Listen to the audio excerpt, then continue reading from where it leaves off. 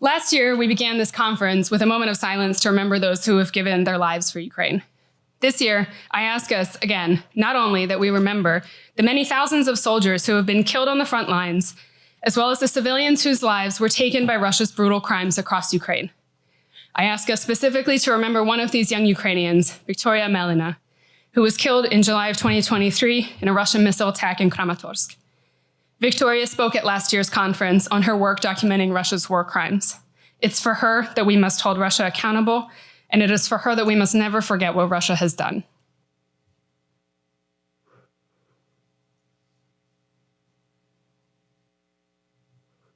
Thank you. Before we dive into what promises to be an excellent discussion, I want to remind you that in addition to this wonderful in-person audience, we have a large virtual audience joining us from around the world, and all our sessions are being recorded.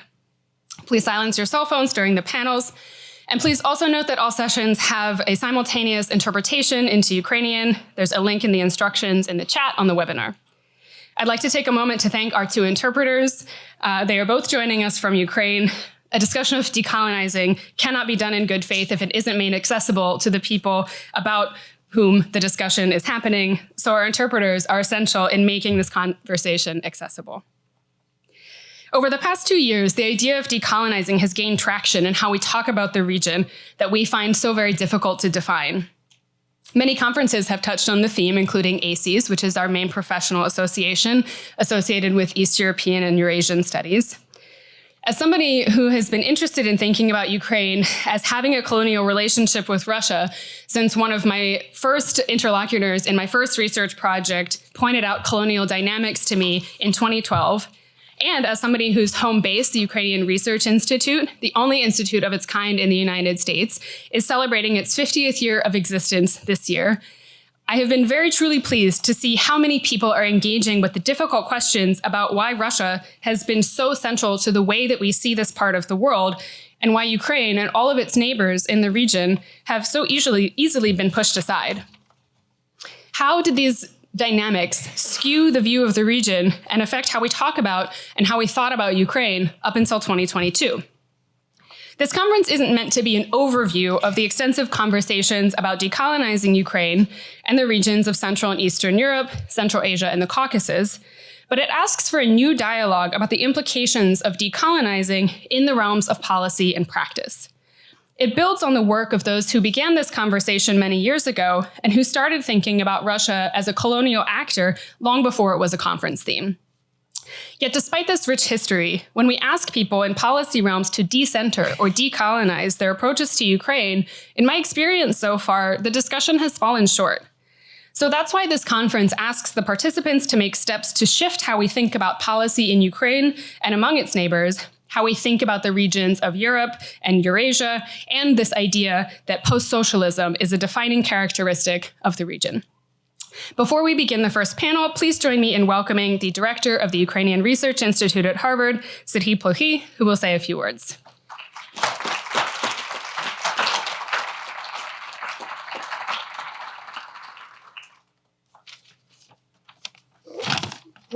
Thank you very much, Emily, for this introduction, and I also want to welcome all participants and guests of the conference on behalf of the Harvard Ukrainian Research Institute. I also want to thank all of you, especially those who came from outside of Boston, for taking risk of coming to this town in early February. We had this discussion with a number of participants. If you can get here, it's not guaranteed that you can get out of here. So that was a huge risk, but we tried to do our best and assured decent weather, and I hope it will continue. It will continue through the 2 days of the conference. We can't guarantee beyond that. And I also want to thank the Temerty Foundation for the support of this program and for support of these conferences for now 5th year.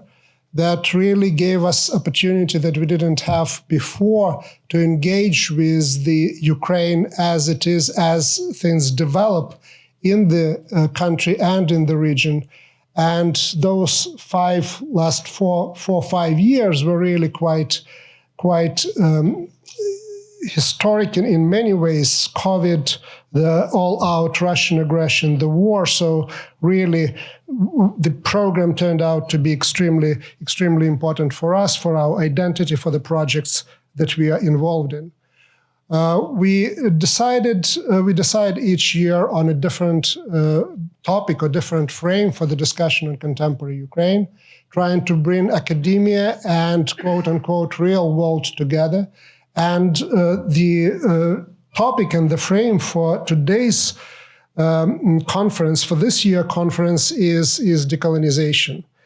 And indeed, as Emily had mentioned, the Institute, which celebrates 50 years of its existence this year, we were there before the term decolonization was really applied to the field. Doing the work that we now understand really fits many of the new patterns, response to the new demands as they exist today. The situation in the region really tells us that decolonization is more than just something that became fancy in the field as a whole. It's really very important that it is happening. But this is also the colonial set, the imperial set of thinking is something that really defines many of the developments in Ukraine.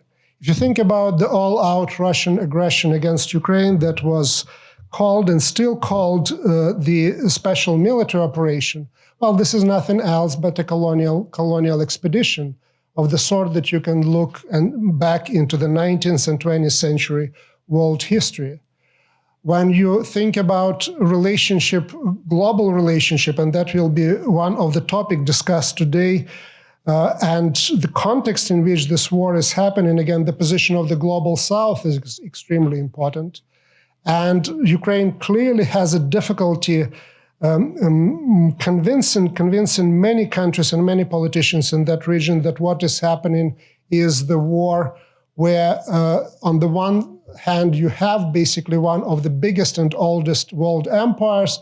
On the other hand, you have the fight for national independence. Decolonization also something that is part of the Ukrainian academic discourse for a long period of time.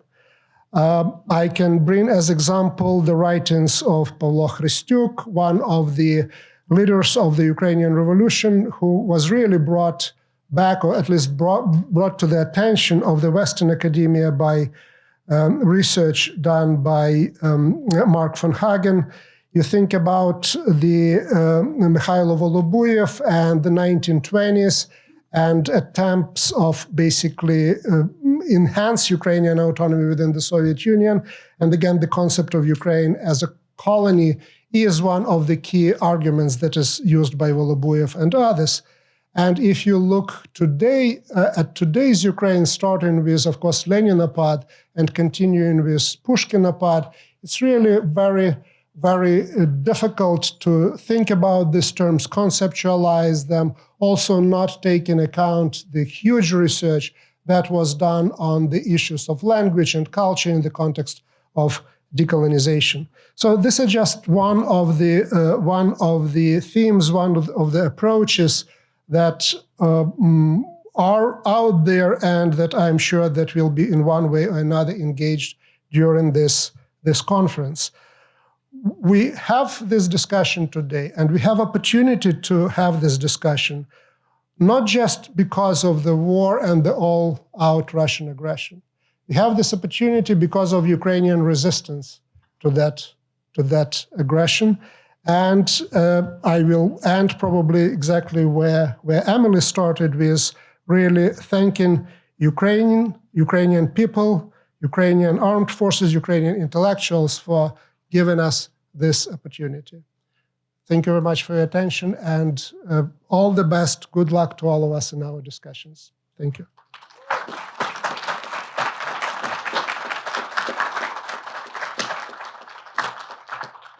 Thank you so much, Serhiy. I will, as the moderator of panel 1, I will continue from here. So our first panel for the conference will dig into the concept of decolonization so that we have a foundation for the rest of the panel discussions. The format of the panels for all the conference is the same. The panelists will first discuss the pre-circulated questions, and then we will open up the floor to audience questions. For those of our audience joining us on Zoom, you can submit questions via the Q&A, and we will address as many of those as we can. So I'm absolutely delighted to introduce our speakers for today's first panel. We are joined from my left by Tarek Barkawi, who is at Johns Hopkins University, Maria Sonovitsky from Bard College, Kimberly St. Julian Varnon from the University of Pennsylvania, and Catherine Wanner from Penn State University. You can read more about the speakers and their work in the printed program that you have, as well as online. So let's dive in. Let's start with the basics. What does decolonizing mean from your vantage point? What does it mean to you in theory? And what are the existing scholarly and practical frameworks that you're drawing from in your understanding of decolonizing? And yes, we're just going to start with theory, so that's the main engagement with theory, and then we'll broaden out from there. So if you would please begin. Thank you very much, Emily. I am not a Ukraine expert. I feel necessary to say I'm an IR person and a war studies military historian person. I want to start by making three distinctions between the post-colonial, the decolonial, and decolonization, which I think might be helpful for our discussions. The post-colonial, which I'll say the least about, is the critique of Eurocentric social theory. The great Enlightenment social sciences came up with their theories on the basis of European experience, on a notion of Europe as self-generating and world-leading. And the post-colonial move, I think best captured by Dipesh Chakrabarty in his book, Provincializing Europe, is to suggest that if we theorized capitalism from the global south, from the colonies, we would come up with different theoretical understandings of capitalism. It wouldn't look the way it does if you theorize it from the point of view of the English Industrial Revolution. And so that's the post-colonial, and in fact, that's the place theoretically where I would most sort of put myself. The decolonial, I think, is firstly the recovery of indigenous and native knowledges and worldviews, their comparison with Western-derived frameworks and ways of understanding the world. And I think thirdly, and importantly for Ukraine, the kind of cultural work necessary to crawl out from under colonization, from the idea that your culture is behind, that it lacks the necessary features of modernity, that you need tutelage from imperial officials and so on to get up to the proper modern historical time.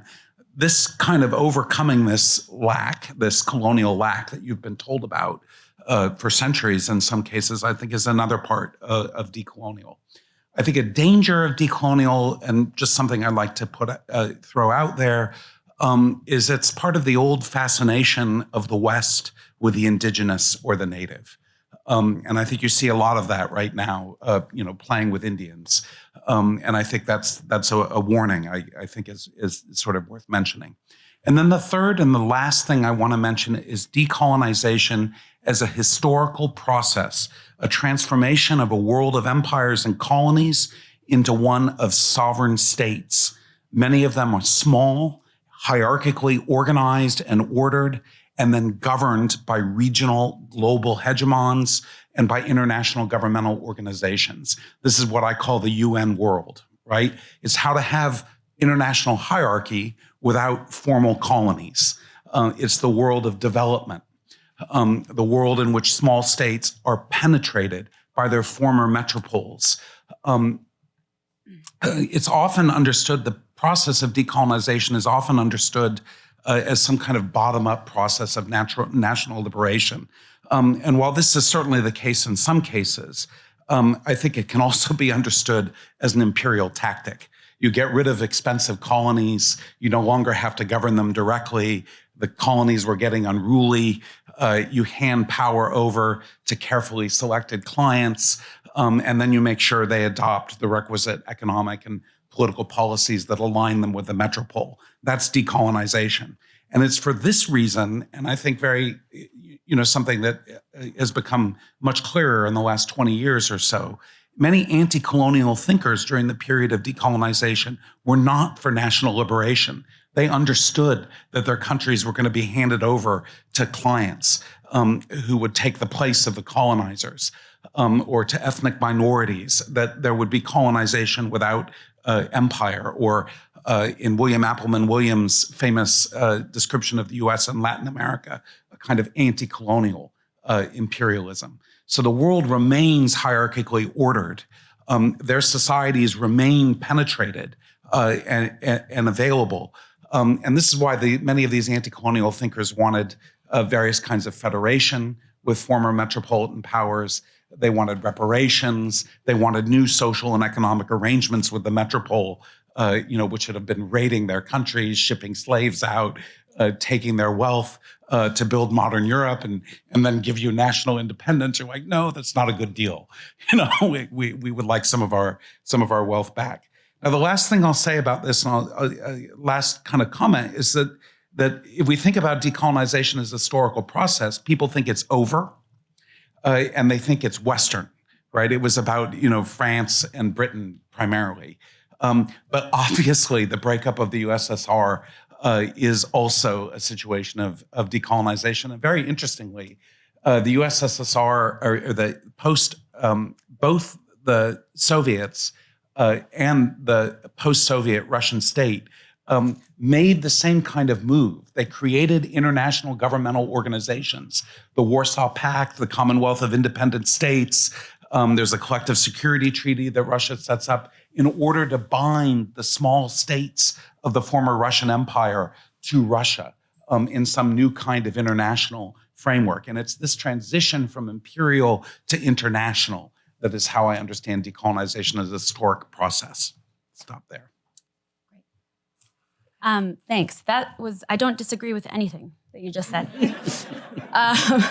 And I may repeat some of it because we're entering into this really large question, not knowing what the others were going to say. So I may rehearse some of the similar themes, but maybe articulated in a slightly different way. I just want to situate myself within this problem first and say that I started in grad school in, I think it was 2003, which, if I'm not mistaken, was the year that the post-Soviet the same as post-colonial article was published. So that became really the major kind of question that I was asking early in graduate school, and was really fascinated at that time with post-colonial theory, in particular the subaltern school. I was also very fortunate to be mentored by Mark von Hagen, who at that time was sort of becoming Ukrainianized. Or he wasn't coerced. That sounded coercive. He chose to study Ukraine. And so I also got acquainted with his writings on Hristyuk and this kind of imperial turn in Soviet historiography, which was really critical for me in my formation. In my first book, which was published in 2019, I was playing with decolonial theory and particularly found the concept of border epistemology, which comes from Medina Tlostanova and Walter Mignolo's work. Thinking of Ukraine as a kind of quintessential borderland, right, was a really productive way to think about how knowledge is produced from these border territories. And then in my second book, which just came out this past summer, I took up a kind of more anti-colonial strain of thought around colonized subjectivity, which sort of unexpectedly came out through my research on the first Ukrainian punk rock band. In the late 1980s, when I was doing interviews with these punk rockers who kept talking about what it meant for them to be in a very Russified Ukrainian city in Kyiv at the time, singing punk rock in Ukrainian. They themselves kind of didn't even know what it meant, right? And the ways that they started to articulate that was as a coming into a kind of incipient decolonization, right? An awareness that they have this language available to them through which to articulate some kind of a critique, and that critique was aimed then towards Russocentric Soviet power. Which is to say, I've had a kind of long experience playing with these different paradigms and thinking about how to apply them to the Ukrainian case. I want to admit here that I worry about decolonization a lot. I worry about the ways... Yeah, I mean, I worry about its kind of buzziness in the academy. In my home fields of music studies and anthropology, we've been talking about decolonization, I mean, since when, like 1990? And there are a lot, and there's no consensus about what that would mean. I worry also about its misapplication. So where it might have once been really squarely in the domain of emancipatory potential. I worry that sometimes that's really evacuated now. There's also the misapplication where it only applies to the symbolic realm and not to the material realm, right? Which you were gesturing towards, I think. And I worry about the ways in which it's being literally hijacked by Russia today to speak to the global South, right? Yes. We hear Putinist rhetoric literally using the message that this is a decolonial war being fought by Russia to kind of further hijack the rhetoric of decolonial thinkers, to literally like de-link the world from US hegemony, right? So we also see the ways in which like this rhetoric of decolonization is being used in really divergent and contradictory ways. Okay, so I've like exercised my anxieties about the term, and now I'm going to try to tell you a little bit about what I might find productive, and specifically some of the paradigms I'm finding productive in this moment. The first question we should ask, and this isn't necessarily always important if we're thinking about different generations of colonial or decolonial thought, but there's a kind of implicit question, which is, was Ukraine itself a colony, right? What is the relationship of Ukraine to colonialism? And this question has been asked by many experts over many years. I think I'm not going to rehearse those arguments here, but I will say that I just recently read an article by two historians from Ukraine, Yaroslav Hrytsak and Shapoval, and they basically come to the conclusion that we can think of Ukraine as a colony, but it was a kind of wrong colony, nepravilna kolonia, right? A wrong colony, and that the Russian Empire was sort of a wrong empire. And what they mean by that is that neither the Ukrainian case of experience of colonization nor the Russian case of empire are kind of the paradigmatic overseas empires that are about, that in which race is a master theme, right? The question of racialization, which I will defer to other speakers on this panel, but is less of a master trope in the narratives of Russian imperialism.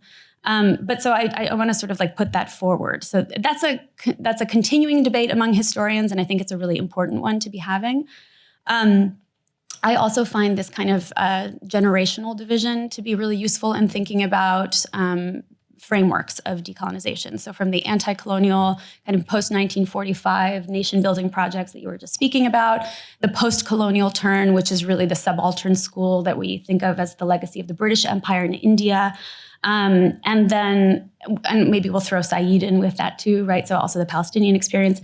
And then the Latin American school of decolonial thought, which really emerges in 1990. I think 1990 is the year that Aníbal Quijano formulates the idea of the colonial matrix of power, right? Which then has the subsidiary coloniality of being, coloniality of gender and sexuality, and what's the third one?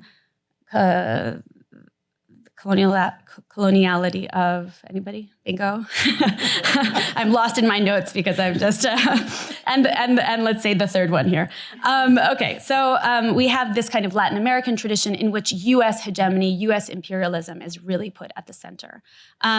So what I will speak to now is that there are four terms from these generational paradigms that I am finding really useful to engage with today.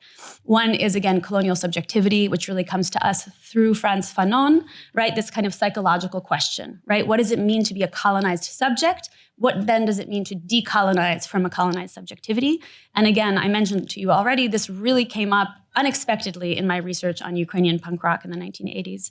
Another term that's been really important and continues to be for me, because I focus often on musical performance, is hybridity, which comes to us through Homi Bhabha, so of the post-colonial tradition, this idea that between the binary of colonizer and colonized, there's this third space, right, in which colonial mimicry is very important, but also a kind of production of new meaning from the experience of colonization.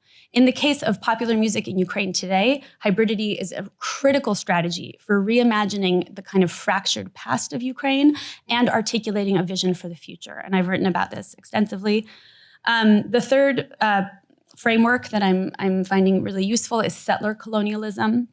And I think here specifically about Patrick Wolf's intervention into this idea. the kind of paradigmatic settler colonial states, right? The United States, Canada, New Zealand, and Australia. Russia is never in the mix there. But I think it's very clear, especially if we look at the case of something of a place like Crimea, that settler colonialism has been a longstanding technique of empire in that space and is actually actively happening today also. So settler colonialism is a framework that I'm finding really useful. And then last is this idea of coloniality. And coloniality in part because then the question of whether Ukraine was strictly a colony or not falls back a bit, right? It's less urgent to kind of diagnose whether Ukraine fits that template or not. But the critique of Eurocentrism that is implicit in the decolonial critique, I think is really valuable for Ukrainianists to be thinking about right now. And that's because if we're thinking about decolonization and its potentials as an emancipatory practice, we want to not fall into the trap of becoming wholly dependent on Europe or fetishizing the European example. I'm going to wrap up my comments here, but just I can't not mention my current love affair with Ivan Dzyuba, who published in 1967 or so a book called Internationalism or Russification. And for me, this also should be a core text of decolonial thought. This is a place where he's thinking about Lenin's warnings, actually, about the potential of great Russian chauvinism overtaking the Soviet emancipatory project.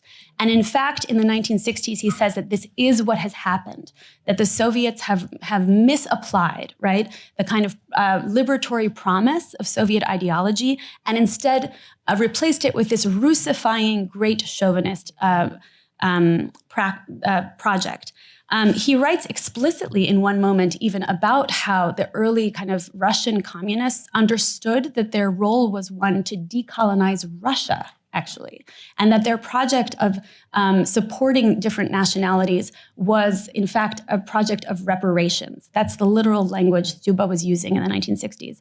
I also appreciate Dzyuba's intervention here because he refuses to allow internationalism to mean Russification, right? He refuses to allow Russian hegemony to be smuggled in under the guise of universality or of this universal emancipatory claim at the expense of Ukrainian existence. Thanks, I'll stop there. It's so hard to follow up. So thank you everyone for being here. It's very nice to be back in my old stomping grounds 10 years after I took a class in this room. So I am a Soviet and Russian historian, and I've also become a Germanist by accident. So that's been fun.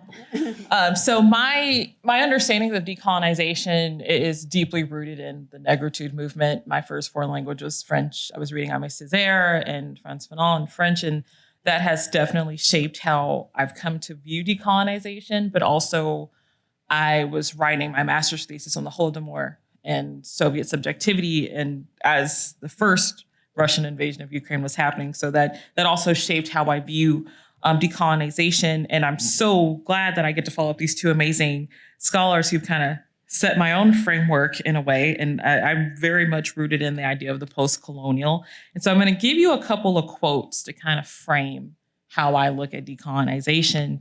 And the first is from Aimé Césaire. And he says, a civilization that uses its principles for trickery and deceit is a dying civilization.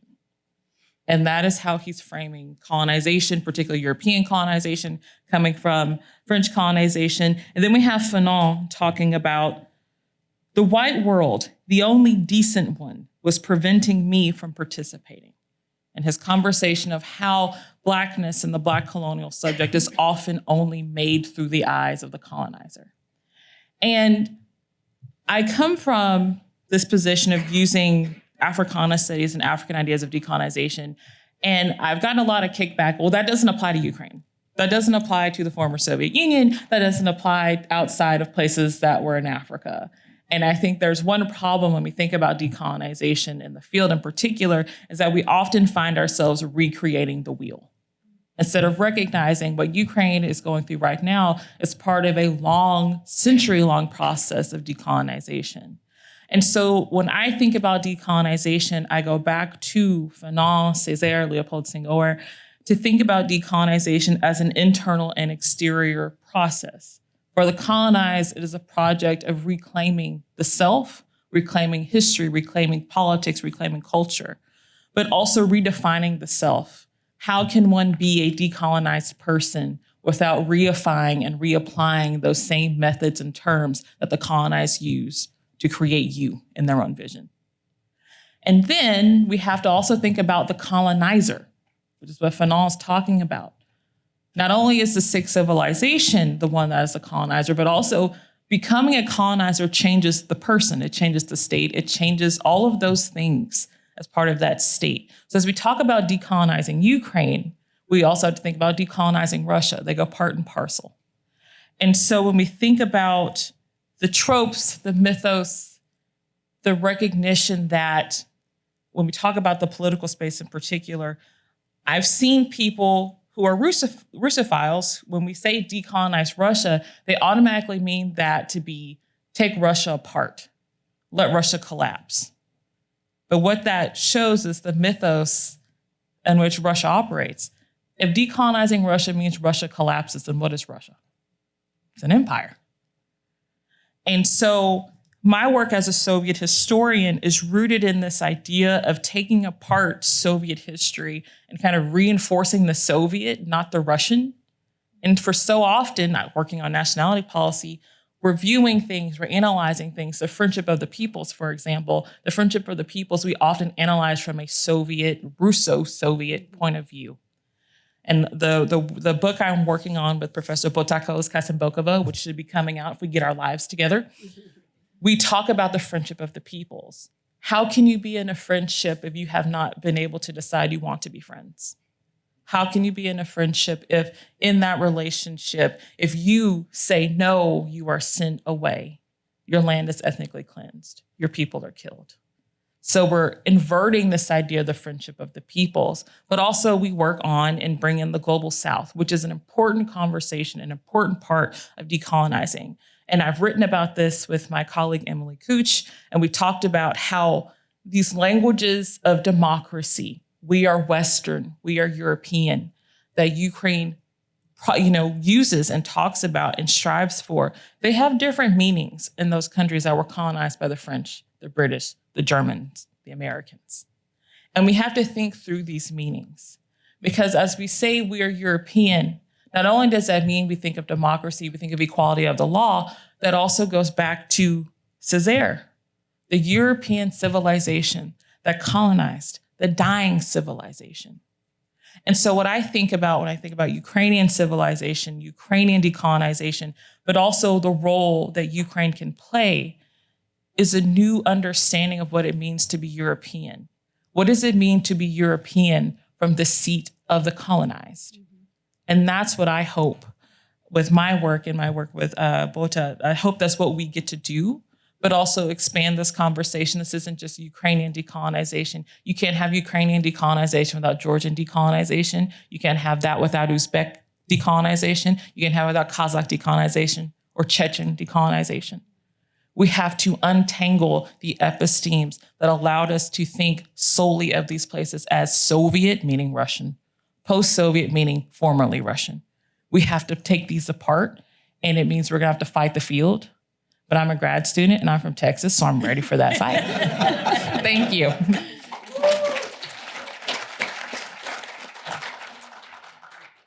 You thought Maria was hard to follow. Thanks to Emily for the invitation to be here and to everyone for coming today. I wanted to also share a few words of caution about decolonizing and decolonization. I think it's really important that we not engage in cancel culture. I think that's sort of the first instinct. In other words, if before we studied Russia, we had an overemphasis on things Russian, now we're not going to look at Russia. We're not going to publish books on Russia. We're not going to read those books.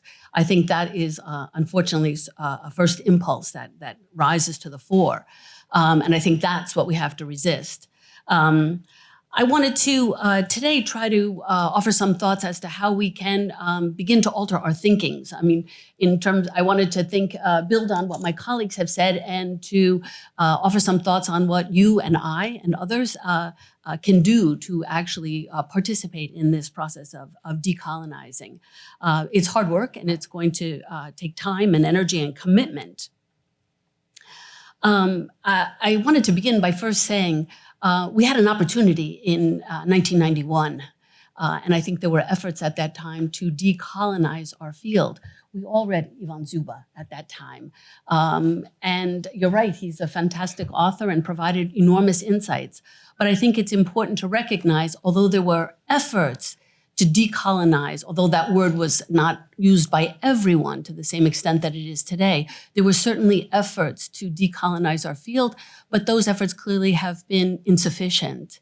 And one could even say unsuccessful. And so I want to try to think about how we can alter our thinking so we're less taken by surprise when there are things like a war breaks out in eastern Ukraine, and then it doesn't even get called a war by some people, and how people are more stunned in 2022 when there's a full-scale invasion.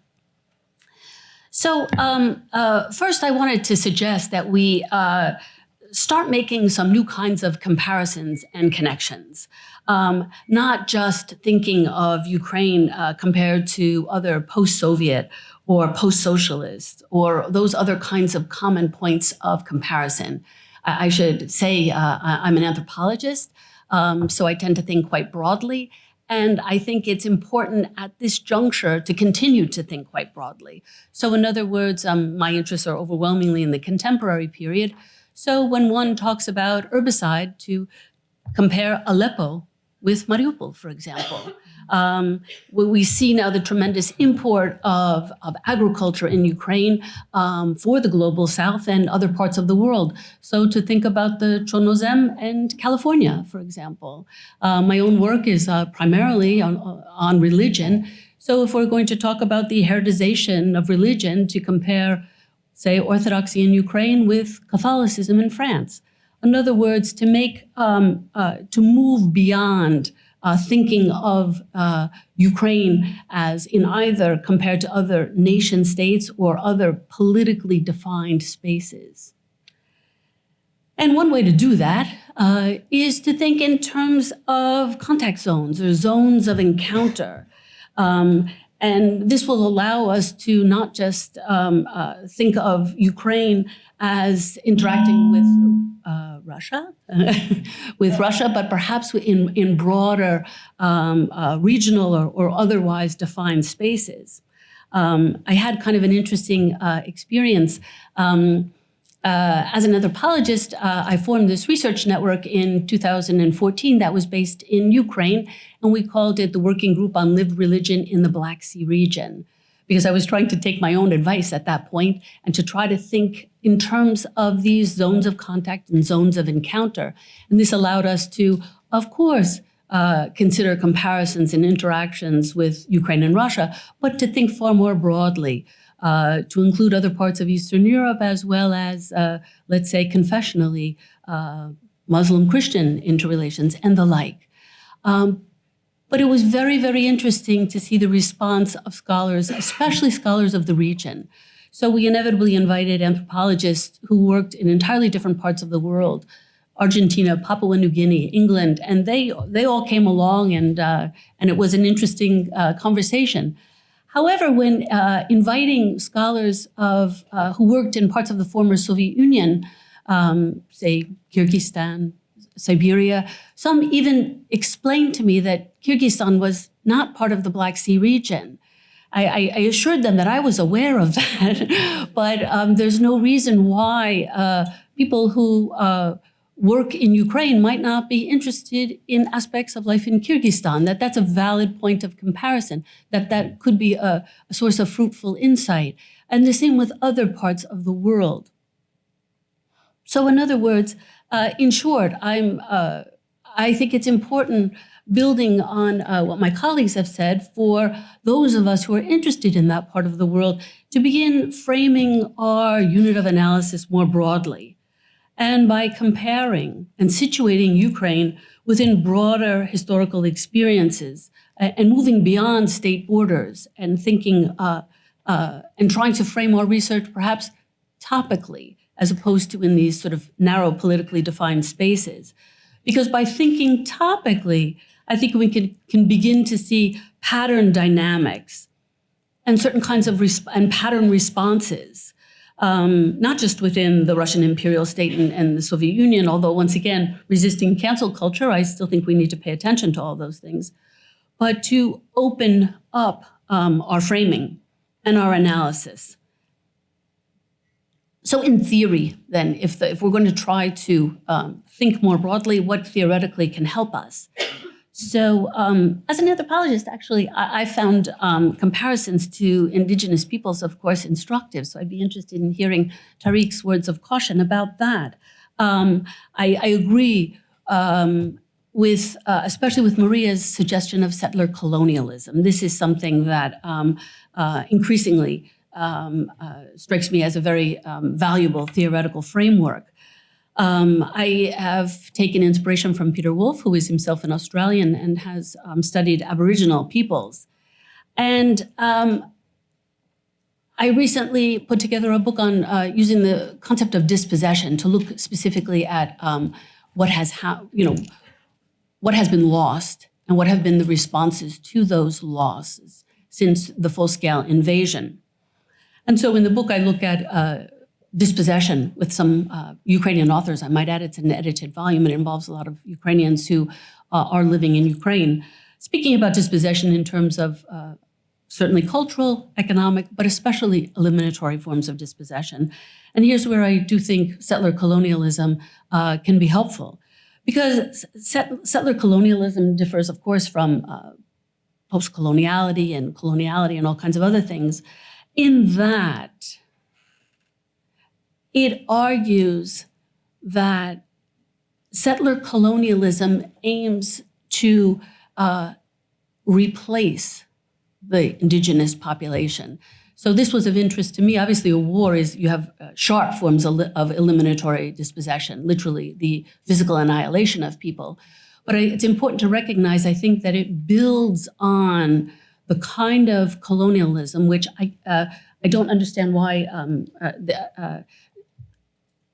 in other words, to think about nepravilnaya kolonia. I mean, we're looking at a different kind of colonial kind of experience. But I think under settler colonialism, which posits that certain structures, colonizing structures, are put in place that ultimately serve to replace the local population by turning them into the settlers, something, a facsimile of the settlers. This isn't a case of colonial mimicry, but rather either through various forms of cultural dispossession, and in particular, the kinds of structures that impede the creation of certain kinds of narratives that allow for other kinds of, and this goes back to what Kimberly was saying about sort of visions of the self and one's, the kind of group that one feels a connection with.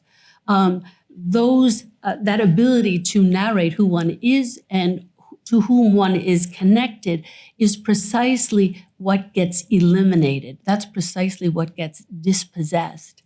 But that then serves to create people who allow those of us, let's say in the US or elsewhere, studying this part of the world, to see others as almost like Russians, but not really Russians. In other words, they take on certain attributes of the colonizers without being necessarily colonial. And sorry, I don't know. This all combines this process of replacing those who are colonized. It all serves to normativize, if you will, the myriad forms of dispossession that occur from there, to normativize the lack of land, wealth, status, power for others. And by those kinds of colonial structures, of course, impede being able to challenge those forms of dispossession. So I think, and of course, I came to this in thinking more broadly throughout the region. I think the Ukrainian experience, in many respects, finds parallels in elsewhere in the former Soviet Union. Those kinds of, and this is where I applaud your effort to think sort of broadly in terms of the Soviet experience. I think we're going to find aspects of settler colonialism and attempts to replace those people in other parts of the former Soviet Union. And I think we see this kind of thinking in Putin's rhetoric, where he speaks of, for example, there being no Ukraine and no Ukrainian people, the kind of existential threat to which many Ukrainians have reacted. It's an attempt to eliminate, both in a physical sense, but also in a far more subtle eliminatory sense, by replacing those people, by fundamentally transforming who they are. And so in that sense, I don't want to replicate the idea that that's not a right or not a correct or not a typical form of colonialism. I think if we start to think more broadly and not take the French and British experiences of both colonizing and decolonizing as once again normative and hierarchical, and everything else as abhorrent, this is simply another path to encroaching on the autonomy and sovereignty of other peoples and other states. It's more subtle, and it calls for a more nuanced analysis. And so I'm hoping that in rethinking this part of the world and the experience of these of the various peoples, and especially and including Ukraine, to think about these more subtle forms of colonizing, which are ultimately far more enduring, and ask a lot of us in terms of having the patience to learn the skills and learn aspects of the history there, so as to understand what is unfolding today and what perhaps we can expect in the future. I'm not watching the time, but I suspect I'm nearing the end. So I'll leave it there as we move on. Thank you. Thanks, everyone, for those, I think, really, really useful theoretical engagements to set up the rest of the discussions, because that leads into my next question, which is specifically about the practice of decolonizing. And what does that mean? As you all know, the title of the conference is Decolonizing in Theory and Practice. And so I want to address specifically what decolonizing in practice means. How do you address or assess your academic field in doing the practice of decolonizing? And what are you, as a scholar and as a person who is invested in decolonizing, what are you doing to support those efforts and the well-being of those efforts around the world? So we'll start in the same order. Thank you. Sure. Thank you, Emily. Thank you. So I'm going to continue with my third category of the decolonization as a historic process, the geopolitical context of decolonization and this transition from imperial relations to international relations. Sometimes the transfer of power happens to chosen clients. Sometimes it happens in the context of armed struggle. The nations in colonies, and I'm thinking of the sort of paradigmatic cases of France and Britain, which I'm taking your warning not to see them as normative, but nonetheless as places where these ideas have been developed. The nations, we often sort of, think these nations sort of exist in some kind of essentialist way underneath the colonizer. It's in fact in the course of the struggle against empire that nationalism takes shape and is formed. And this is the case in the paradigmatic case of India, in Algeria, in Vietnam. There's a very interesting, the author escapes me right now, but Contested Territory is the title of how the Viet Minh, in the course of fighting the Battle of Dien Bien Phu, bind a whole set of mountain peoples to the Vietnamese Revolution and form this idea of a Vietnamese nation that existed, all the way back into before the Common Era. Now, these wars, these armed struggles, when they occur, are a curious mix of imperial and international relations. They happen in situations in which the metropolitan power can penetrate the society of the formerly colonized. There is espionage, use of finance, disinformation campaigns, trying to govern through clients, funding anti-colonial forces, the Contras, in Central America. And you can see Russia deploying all the kinds of aspects of this, taking troops from subject populations, a classic imperial setup, the use of private military companies and foreign mercenaries, drawing in allied powers in your sphere of influence, Syria, Iran, North Korea, right? It's not just Russia that Ukraine is at war with. But equally, however hierarchical this world of small states in this international context is, sovereignty gives you some power, and it offers a strategic field that you can play with. And one of the things that it offers is the ability of foreign powers to recognize that sovereignty and to begin to intervene in the sphere of influence of another empire. And moreover, because Ukraine is, putatively speaking, a sovereign state, the United States and the Europeans can involve themselves in the war through military advice and support, through funding, through all manner of intelligence sharing and staffing and so on, but maintain the juridical fiction that they're not formally involved in the fighting. And this is what has enabled Ukraine to be as successful as it has been in the face of Russian invasion. This is a very, very significant piece of fighting war in these circumstances.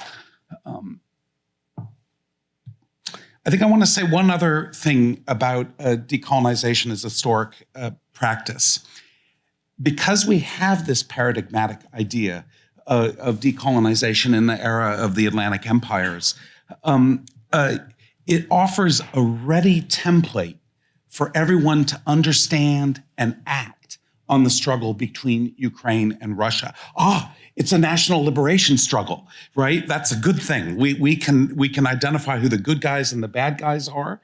I'm not suggesting that that's wrong for a minute, but it offers you a way. And one of the things that happens here, and I'm speaking not of the experts about Ukraine and Russia in the room, but for kind of wider publics, one of the things that happens here is that you disappear the complex interpenetration of Russian and Ukrainian society. Suddenly you have this idea that Ukraine is this oppressed nation that we need to liberate. Within Ukraine, this activity of separating oneself from Russia, getting rid of statues, renaming streets, engaging in a process of de-Russification is another kind of example of this sort of like framework of a decolonization, national liberation struggle that allows you to interpret and act on what is happening in Ukraine today. I'm going to stop there, save my time for the next one.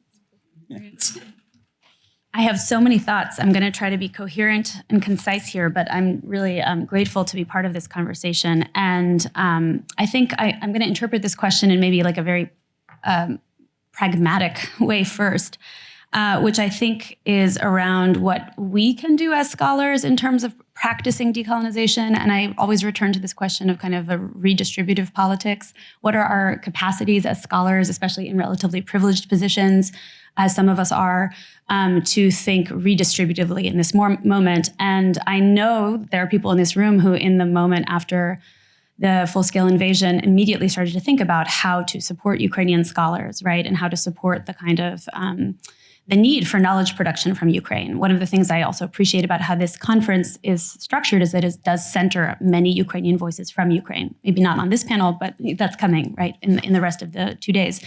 So, I'm seeing new projects take root. I'm going to just shout out here the Ruta Association Feminist Solidarity Network, which was formed by feminists in Central and Eastern Europe and Ukraine, which will be holding their first conference this summer with the specific aim, right, of sort of challenging the epistemic imperialism that has been so defining since the full-scale invasion. And what I mean by epistemic imperialism is this kind of leap into the space, right?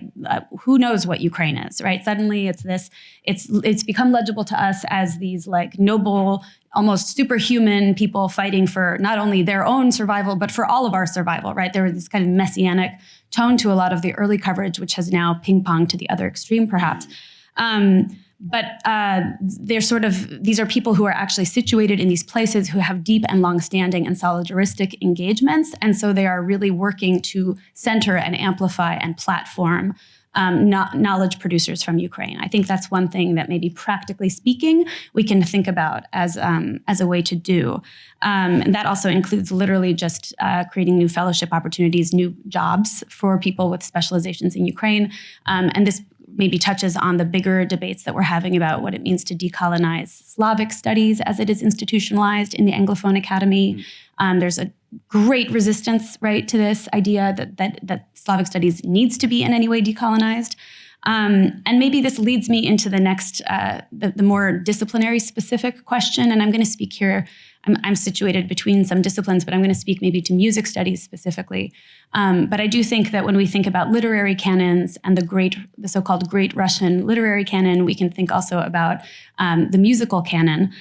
And the kind of potential of what it means to decolonize in those spaces. So in music studies, there's a generational critique now from Indigenous scholars and from Black studies scholars calling for decolonization, which often means different things, right? In the Indigenous case, it can mean literally the repatriation of colonial archives of recordings made without the consent of Indigenous peoples.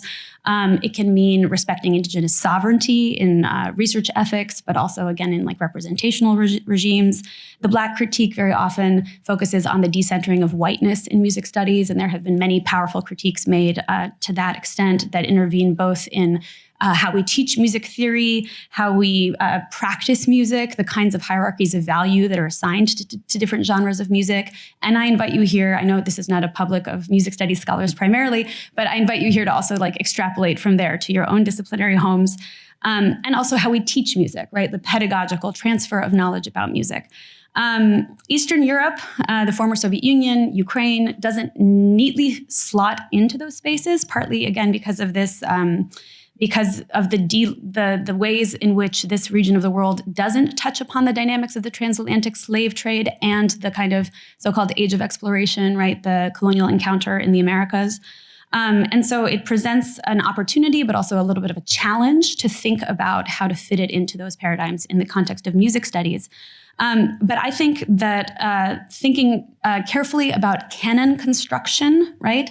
The ways in which canons are consolidated, reproduced, and how a consensus is formed around what constitutes a great work of art, right, is a really important way in to starting to think about what it might mean to decolonize here.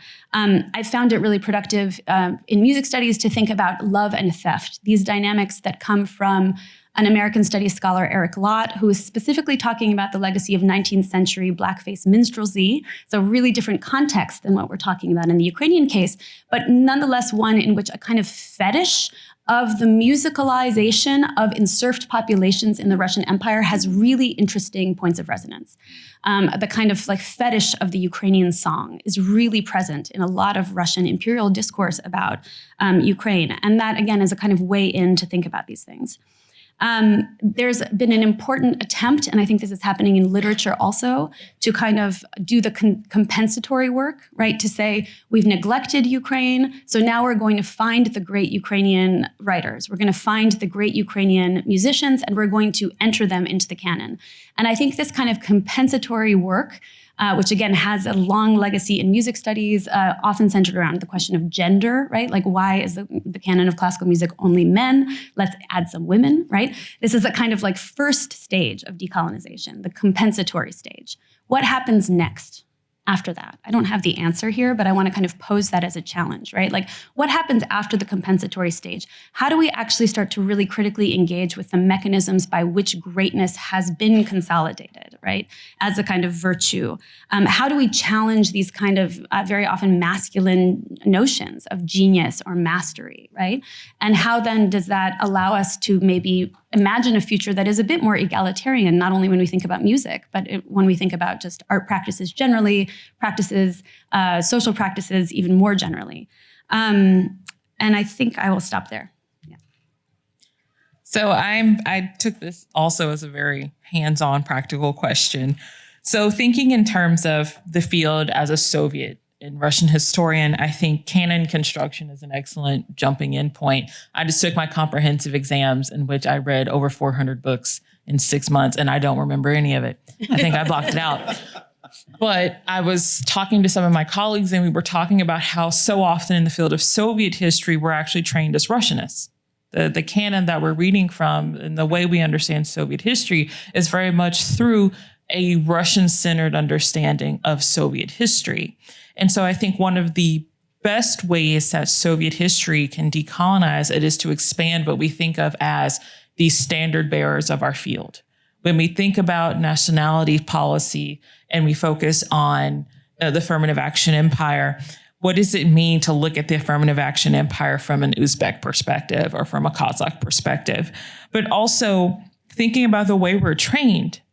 Right now, as a Russianist, Ukrainianist, Sovietist, Germanist who can't go to half of the countries I work on, now a lot of people who are trained in Russian history are going to the archives in Lithuania, in Georgia, in Ukraine if the war isn't going on. But what does that mean if we're going to these spaces to get access to Russian documents? How does that change and shape our work? And so that's something I've been thinking through in the reason I learned German and tortured myself with that language is because I wanted to kind of understand how other countries did it. What does the friendship of the people or its similar idea, what does it look like in East Germany and with German Turks, right? To understand these different populations within the socialist system is something I've been trying to do. But I think it also involves talking about the big elephant in the room, which is the collapse of academia in the United States in particular. And so we're asking graduate students to learn languages in fewer years than we would have. We have less funding than we would do. We have less travel funding for dissertation research to go to multiple countries. So often now you're forced to do research in one country because that's what you can afford. And so I think we have to really think about this isn't just the knowledge production. It's who wants that knowledge, who's invested in that knowledge, and what type of institutional support are we getting to produce that knowledge. I would love to learn Uzbek, but there's no time for me to do that and finish on time. All right, so we have to kind of think about that. This goes for undergraduate training, but also K through 12. I'm a former high school teacher. We have students who are coming to our classrooms in college who may not know east of the United States. I come from a rural town. I had 7,000 people in my town. I grew up on a farm. I didn't know about Russia until I watched the History Channel. Right, so we have the opportunity to expand the worlds of kids who never knew about these countries. And they also help us understand the histories that we work on better. And so when I think about the job market, when I think about being trained as a Russianist, often we go onto the job market as modern Europeanists. But that in itself replicates a type of understanding and training of how we view history. I'm not going on the market as a modern Europeanist because Penn is weird and we have a weird history department. So I have been training in Africana studies and African American history and Soviet history. So the way that I'm viewing the Soviet Union is very much based on my training as an American historian and my teaching as an American historian. It isn't wild to me to think of settler colonization. That was one of the first things I thought about when I started reading about Central Asia. Right? So I think if we expand the types of knowledge we're seeking, but also expand our training. And it's going to take, this is a multi-year, decades-long process that we have to deal with. But I think there are many opportunities for us in the field to grapple with these, but also this can't just be a Soviet or Russian or Ukrainian history conversation. These are conversations that we need to be having with our colleagues throughout our history departments, but also sociology, anthropology, music, language. All of this is coming together in these situations. And so my academic work, I think it's bridging and expanding our methodologies, drawing on methodologies from other fields. Africana studies has been a boon for me in my research and helping me think through the Soviet archive and what does it mean to be dependent on sources produced by Soviet secret services that are also constructed and have their own narratives. But also we need to develop and strengthen our relationships with scholars from the region. We are as an American, I'm very blessed in that I have resources, I have connections, and I try to use those to help not just Ukrainian colleagues, but colleagues from Central Asia, colleagues from the Caucasus, who may not have access to the books or the PDFs that I do, but I can help them, right? But also citing them. A key thing that we can do that's really easy is to read the work of our colleagues in other languages. This is what I make fun of my US history colleagues for. It's because they can only read in English, right? But if we can read and cite these scholars in American and North American and Western European, publications, it gives them credence. It helps them. It also helps us realize that there are other fonts of knowledge outside of what we produce in the West. And I think that's very important. Finally, for my view and as an academic, it's new cohorts, expanding the students in the field, expanding in not just typical DEI, which means race, it's also class, it's regional, it's linguistic, and expanding because people come from different walks of life, and that absolutely helps our understanding of the histories we work on. And in terms of my public-facing work, in which I became famous on Twitter literally overnight, and it was really bizarre, I was doing homework. And I was like, I'm going to tweet about Ukrainian history because, dear Lord, there are a lot of people on the internet who have no idea what they're talking about. And that's what I did. And so for my public-facing work, I feel the responsibility to help reveal and uncover and show the histories of Ukraine, of the Caucasus, of Central Asia, to people who just have not been exposed to that, but also to fight disinformation. I personally, as a historian, feel I feel that it's my responsibility to fight disinformation. I have a brain that a lot of people put a lot of money into that I'd like to help with. But also a key for me is kind of revealing hidden connections. And I think that's what brought me into Soviet history, were the many connections, and not just African Americans who go to the Soviet Union, but their meetings and connections with Uzbeks and Tajiks, Africans who go to the Soviet Union who see themselves in partnership with people from Ukraine. These are really fascinating connections that often aren't talked about in these histories, and that's what I like to work on. But most importantly, I feel that it's important that we highlight these hidden histories because, as we've seen over the past 2 years, they will be used. Russia has repeatedly used its history as the Soviet Union and its history with the global South to undermine the Ukrainian effort for emancipation, but also it's used these efforts to reinscribe racist caricatures and stereotypes of Africans and African Americans. It's backhanded. And so for me, it's important to reveal these histories because they are weaponized and they are deadly. They literally cost lives. And so I think the least I can do from my healthy, happy, not bombed out home is to educate the public on these issues. Well, I couldn't agree with you more. I wanted to just pick up on several ideas about, once again, very practically, how can this be done?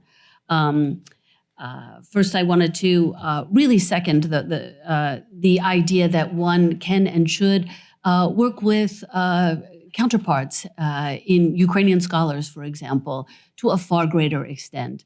I think increasingly technology on multiple fronts makes that possible. And I think perhaps not everything about COVID was bad. We see that we can have Zoom meetings, Zoom presentations. We see this conferences, of course, there's an online audience. I think it behooves us to the greatest extent that we can to make our own academic lives a contact zone, a zone of encounter. And that encounter needs to include scholars and peoples from the places about which we write. I think that can only enrich, enhance, and improve the scholarship that people in this room might produce at one point. So that would be my first point, is really using the technological and other resources that do exist That, I mean, if one begins to talk about the barriers to the kind of encouraging interdisciplinarity and skills acquisition, I mean, that would be a lengthy conversation. There are many barriers. But there also are other possibilities. I think technology offers possibilities that are quite feasible and that really do allow for interaction with our counterparts elsewhere in the world, the people about whom we write. In speaking about my field in particular, anthropology, and in particular, I mentioned I do research on religion. Both of those are two fields that where we see that we are building a canon. Both fields are in the, in some ways, unenviable, in other ways, quite enviable position that there is not an established set of texts, 400 or otherwise, that one is obliged to read for your comps.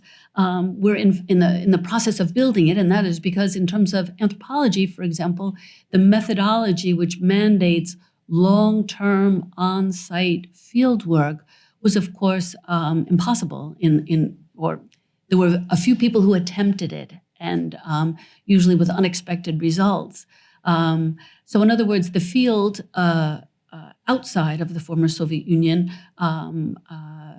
did not develop in that part of the world. And similarly, the idea of doing qualitative research has not always been embraced in Ukraine and elsewhere in the former Soviet Union. So those two factors worked against anthropology. So for example, I started graduate school in 1989, and I applied saying that I wanted to do research in Brazil.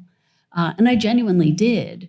And I thought that's where I was going to do it. But of course, so many things at that moment changed, and it became more feasible to think about doing field work. And so in 1990, I found myself in Ukraine doing pre-dissertation field work. And that was because I had, as earlier, I was able to be a student abroad in the Soviet Union. So I had some language training, I had some sense of the place, I had done my own kind of informal field work there. And so it was easier for me to pivot at that moment than it was for others.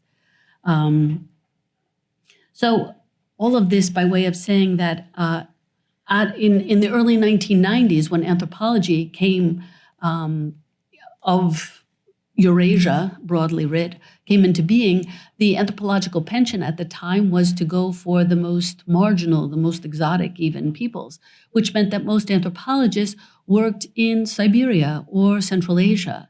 There are probably, to this day, more anthropological studies of Central Asia and than there are of Russia proper, and there are more of Siberia than there are of Moscow.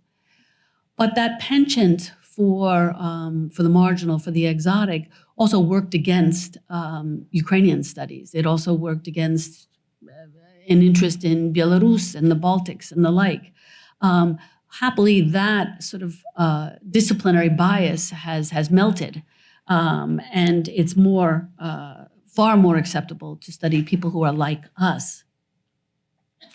And so we see then opportunities, I think, for people in the academy in the US and in Europe who have a greater interest in places like Ukraine. And yet, rethinking on the Ukrainian academy, certainly that was underway before the invasion, to make room for disciplines like anthropology and alternative kinds of methodologies, this kind of far more qualitative, and that kind of the kind of criticism and insight that can come out of that is also now spilling over into the domain of religion.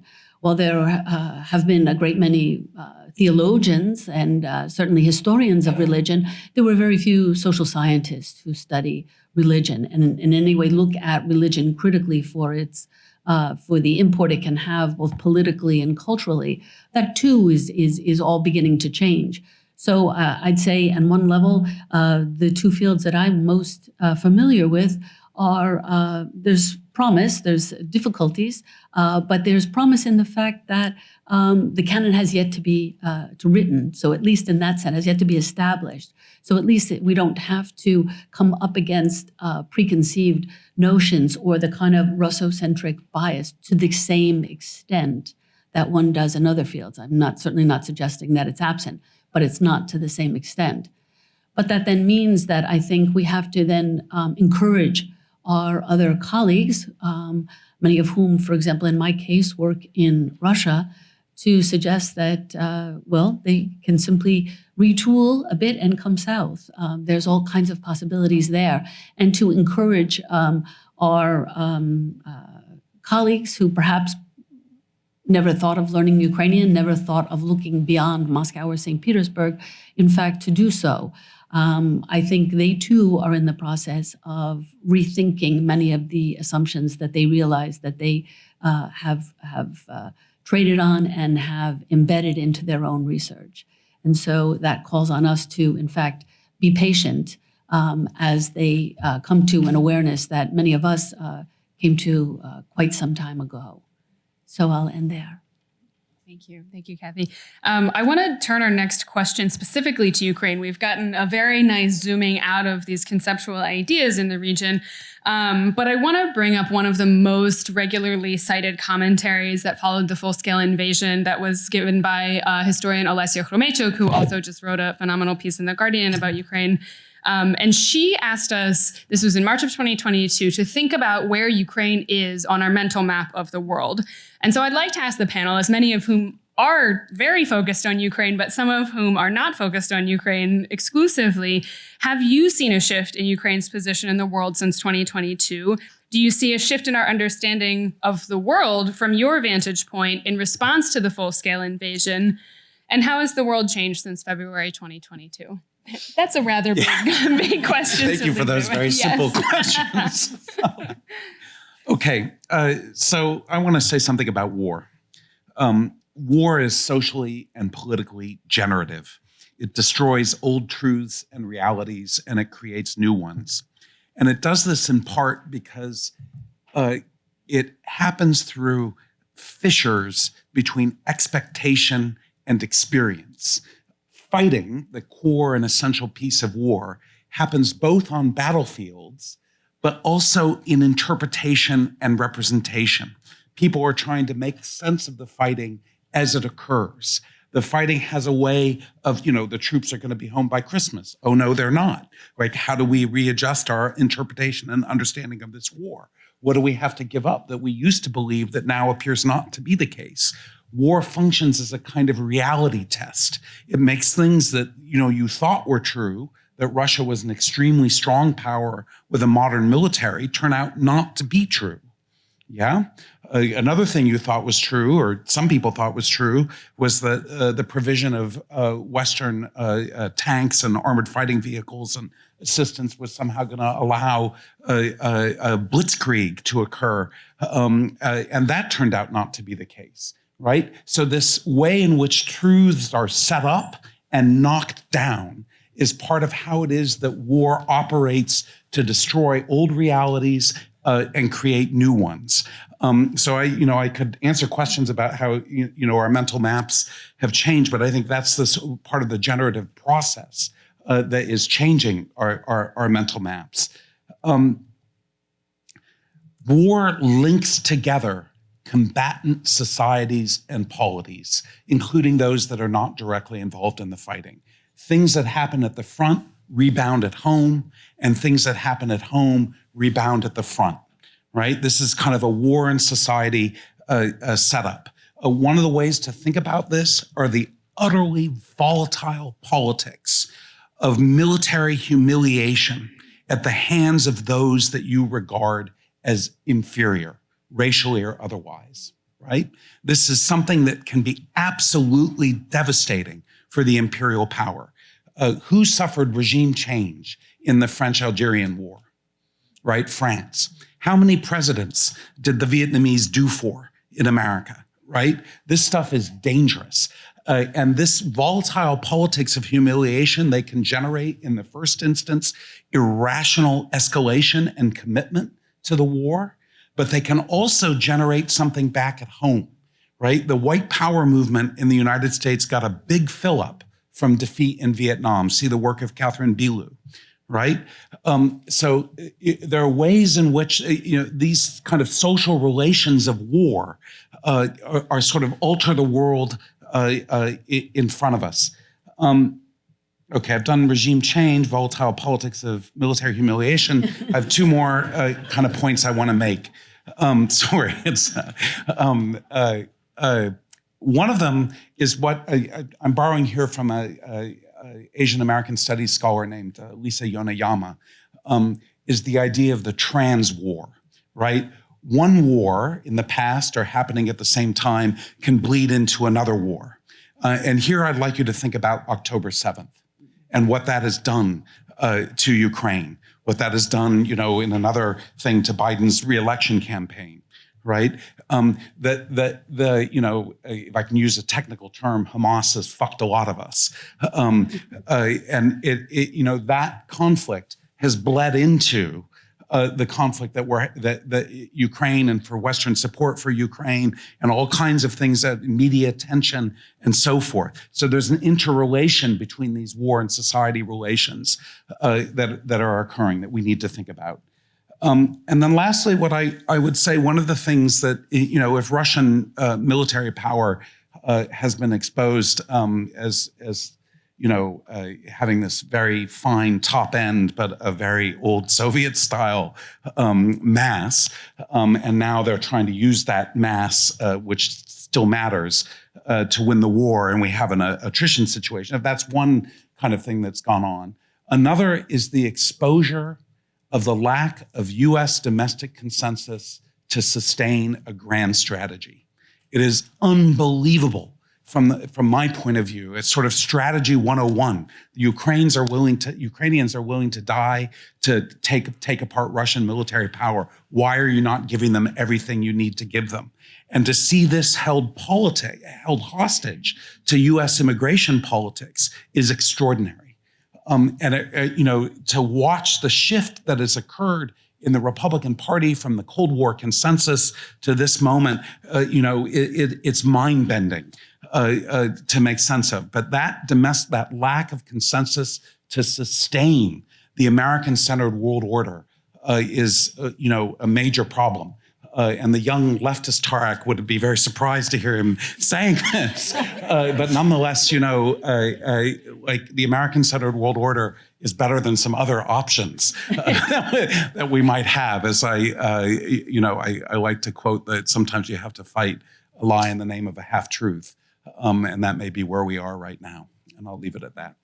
Thanks. Yeah, I read your article on decolonization, and I loved how you said we need to take a gimlet eye, right, to U.S. imperialism. And a broad anti-fascist front at home and abroad. There you go. I think that's it, right? And I think that really diagnoses something vital here.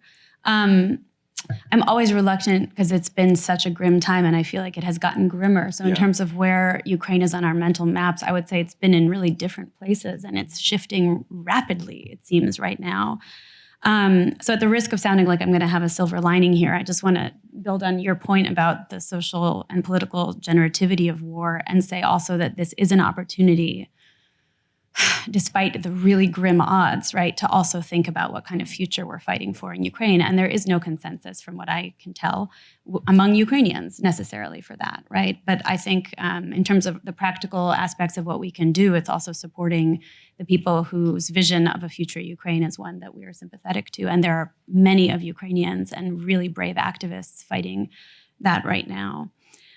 So I would say like the most basic shift since February 2022 is people have finally heard of Ukraine. And I am actually not kidding.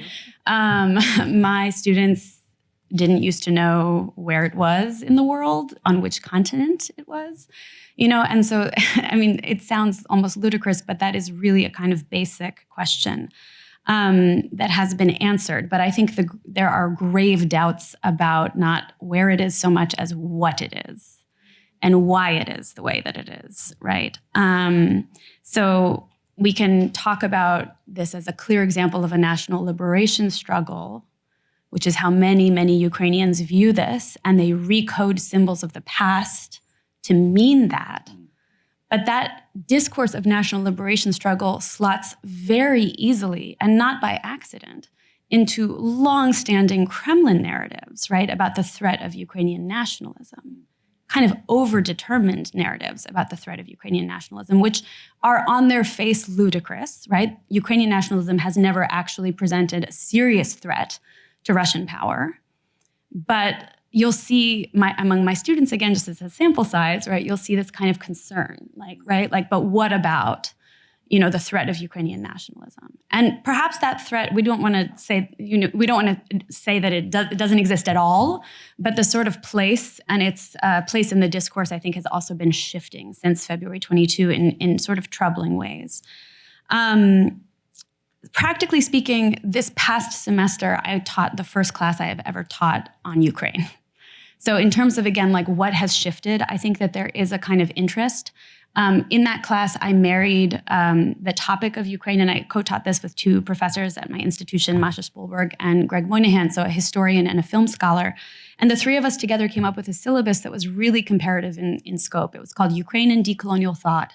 And in it, we really set out to sort of put Ukrainian history, Ukrainian culture in dialogue with theorists from these three waves of decolonization theory. And so we paired, Wathiongo's writing about Kenya and the language problem with Dzuba, for example, right? To think about language politics in Ukraine and the history of colonial kind of repression of language cultures.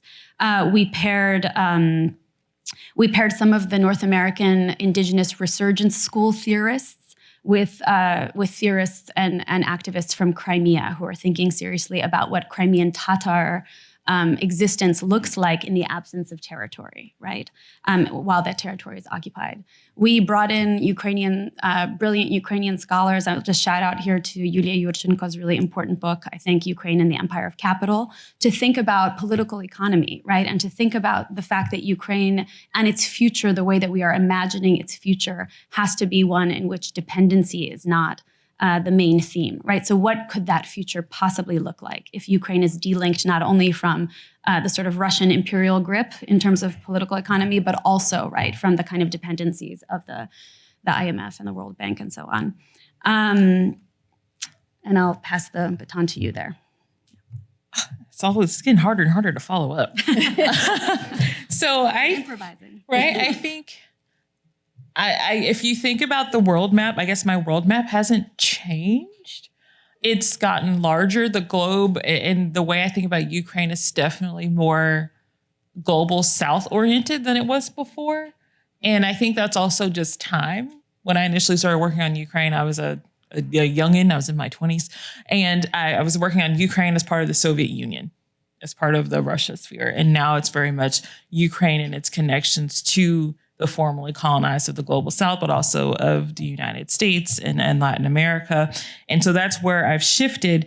And I'm really interested. There's a great book by Adam Gadachew, and it's about how decolonization in Africa and the necessity that African leaders felt to recreate the world, that you had to create something anew when you're dealing with the bipolarity of the Cold War. And that's kind of where I am now, in terms of thinking about a new form of internationalism that isn't Russian-centered, that isn't America-centered, that isn't necessarily EU-centered, but what does it look like to have Ukraine and Georgia and Uzbekistan and Kazakhstan as part of this new internationalism that really has cooperation and support for decolonization? Because I would argue that going along with this idea of this new hierarchical post-colonial world, that they decolonized or still decolonizing in many ways. And so that's kind of how I think about where Ukraine is. But I've also noticed in terms of media, because I was explaining to people where Ukraine was, and I had to explain to people that there were Africans and Afro-Ukrainians and they existed. I was doing interviews on cable news. Like, they're not Black people in Ukraine. I'm like, I've seen them. I have met them. I have talked to them. I've seen them. I hugged one. But it's also explaining the diaspora. The African diaspora is everywhere. and forcing people to understand that the boundaries in which we think this don't exist in reality. The diaspora is everywhere, but also the ways in which our relationships can often be in the shadows, and the ways in which a lot of people aren't surprised that there were Africans in Russia, but they're surprised there are Africans in Ukraine. Right? That to me, that doesn't make sense. But if you've never known about Ukraine, it doesn't make sense. But something I've noticed is when I go on NPR, when I go on Deutsche Welle, when I'm reading the news, there's always a ticker now about the war in Ukraine. Before then, when has there ever been like a ticker about that? Was there a ticker about that in Georgia in 2008? I mean, even as an American growing up in the Bush years, how long did we have a ticker about Afghanistan and Iraq? Right? So I think there's a shift in kind of people realizing that this is important. And it's not just important because of Ukraine. I do very much think that many Western people understand the greater possibilities and also the greater threats that the war in Ukraine represents. But I also hope that if we think about our mental maps, we think about Ukraine, but also connect Ukraine to other countries, to countries further south, further east, because those countries are important. And Russia is definitely thinking about those countries. It's building schools in those countries. It's building infrastructure in those countries. And so something I think we have to think about in terms of world maps is a vacuum will be filled. And so hopefully the war in Ukraine has shown in the ways in which, if like the half truth, right? If you don't fight for that, it will be replaced. And the key part of decolonization, and I'll end here, when we think about why does South Africa support Russia? Why does Kenya or Uganda support Russia? They decolonized. And after the Cold War, what happened? The vacuum opened. And it's been filled. Right? So we have to think about this in terms of this greater way, but we don't want Ukraine to have to relive through what Kenya and Uganda and Nigeria lived through during decolonization. So we have lessons we need to follow. To think about mental maps, personally, I try to think about what we can learn from the Ukrainian experience to try to add a dimension that hasn't been addressed so far. I think one thing, I think this horrific war, and once taking stock of a deeper look, and one sees the greater possibilities. I mean, in other words, if you think historically, you see an escalation, whether you're talking about Moldova to Georgia to Ukraine, you see an escalation there. And most people recognize that the escalation is unlikely to stop there.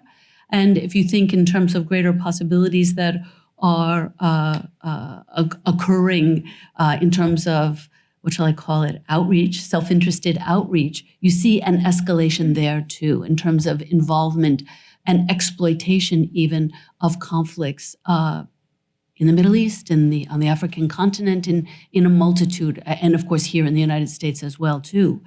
So I think the Ukrainian case, I've tried to look at it as in what way can we learn from this? And I've begun to think about how can we deter violence? I mean, and I came to this question. So many Ukrainians had said, how is it possible in the year 2022, in the 21st century, we have the kinds of appalling violence, generative as it is, but also quite destructive as it is? How is it that is occurring and the world stands by and flips on the nightly news and sees it? So, for example, for myself, I'm starting to think about how one can expand the definition of war crimes. And again, once again, technology allows, everyone with a cell phone is a potential documenter of war crimes. We see the almost in real time reporting of sexual crimes, for example. My own research currently is looking at ecocide and trying to think about this war from the perspective of animals. How have a wide spectrum of animals been affected? And through that, you can document the massive environmental damage that has occurred. But by pursuing that line of thinking, and I think Ukrainians, as a technologically sophisticated and literate population, is eminently qualified to provide tremendous evidence of myriad war crimes. And I think others, should they be inclined, such as myself, are entirely capable of adding to that body of evidence and analyzing that evidence and then bringing it to its logical conclusion by beginning to articulate new forms of war crimes that could be allowed to hold certain individuals and certain countries responsible for war crimes. If World War II brought us genocide, I think there is a very real possibility that this war could bring us the crime of ecocide. And I think making war costly is one way of deterring the kind of violence that we see. The other sort of conclusion I've come to, and this is a conclusion that I've come to uncomfortably and very, very reluctantly, I think weapons clearly don't win wars. You mentioned sort of military humiliation. This is really powerful. And I think to the extent that I opened by saying decolonization can't be cancel culture, we can't cancel Russia, because I do think in many respects, today's catastrophe is in Ukraine, but tomorrow's could very well be in Russia, precisely because of the ultimate cost that they might pay for this and other kinds of violent forays into other countries. And that brings me sort of to the whole issue of weapons and diplomacy. And I have the reluctant part is that I think the weapons part is unfortunately more important, perhaps, in deterring violence than I previously had been willing to concede. Ukraine, as most people know, traded in its nuclear and other forms of weaponry in 1996 with guarantees that that the U.S. and Russia would come to its defense should it be attacked. And obviously that traded on an assumption that neither the U.S. or Russia would invade. So that this is where it's important to build the means to deter violence, which probably includes weapons, and I think building military. And especially in the case of Ukraine, I mean, one would expect going forward in a decolonized state that there's going to be an enhanced importance to self-sufficient provision of weaponry and self-sufficient marshaling of its own armed forces to an extent greater than it already is doing. But I think it also points to the need for ongoing cultural diplomacy, if you will, and an effort to engage in proactive problem solving before the problems really erupt. Afghanistan became a forever war for the US, and Russia, as we know, thought they could quickly win this war against Ukraine.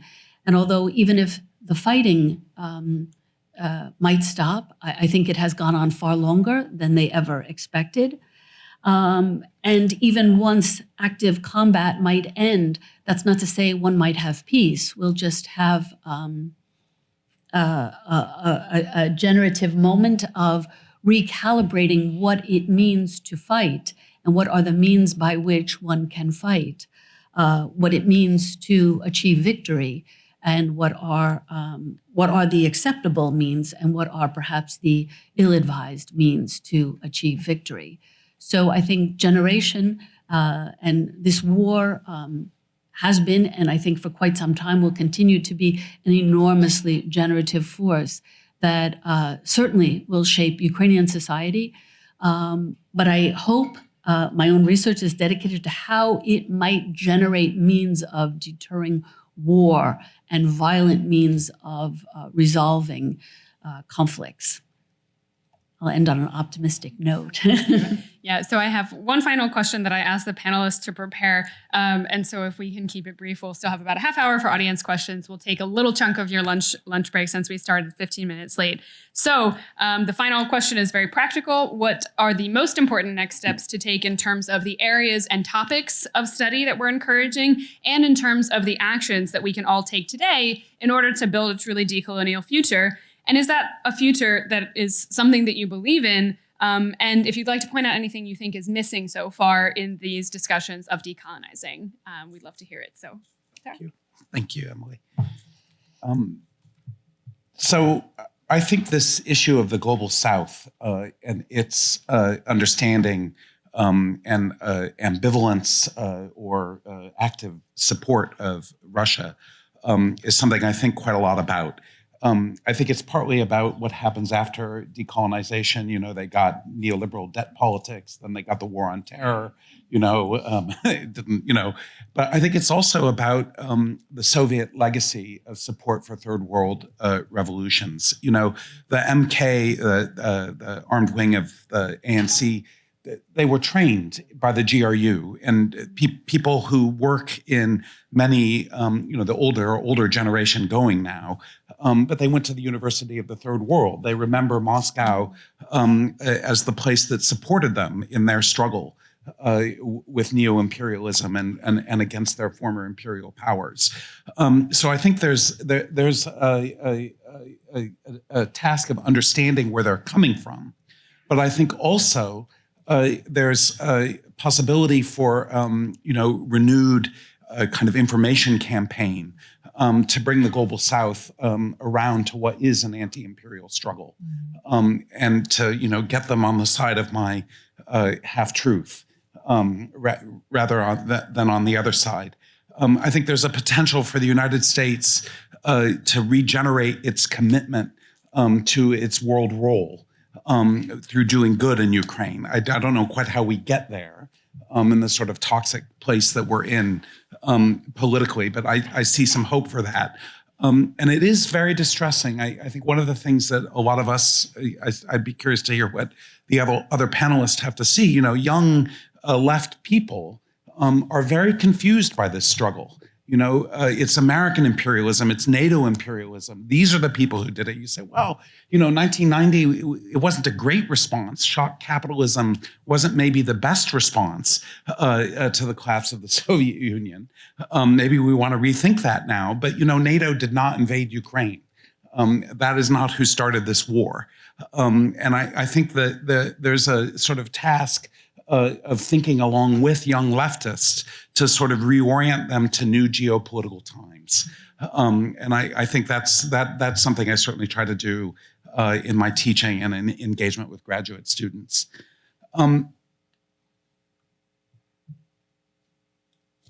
Okay.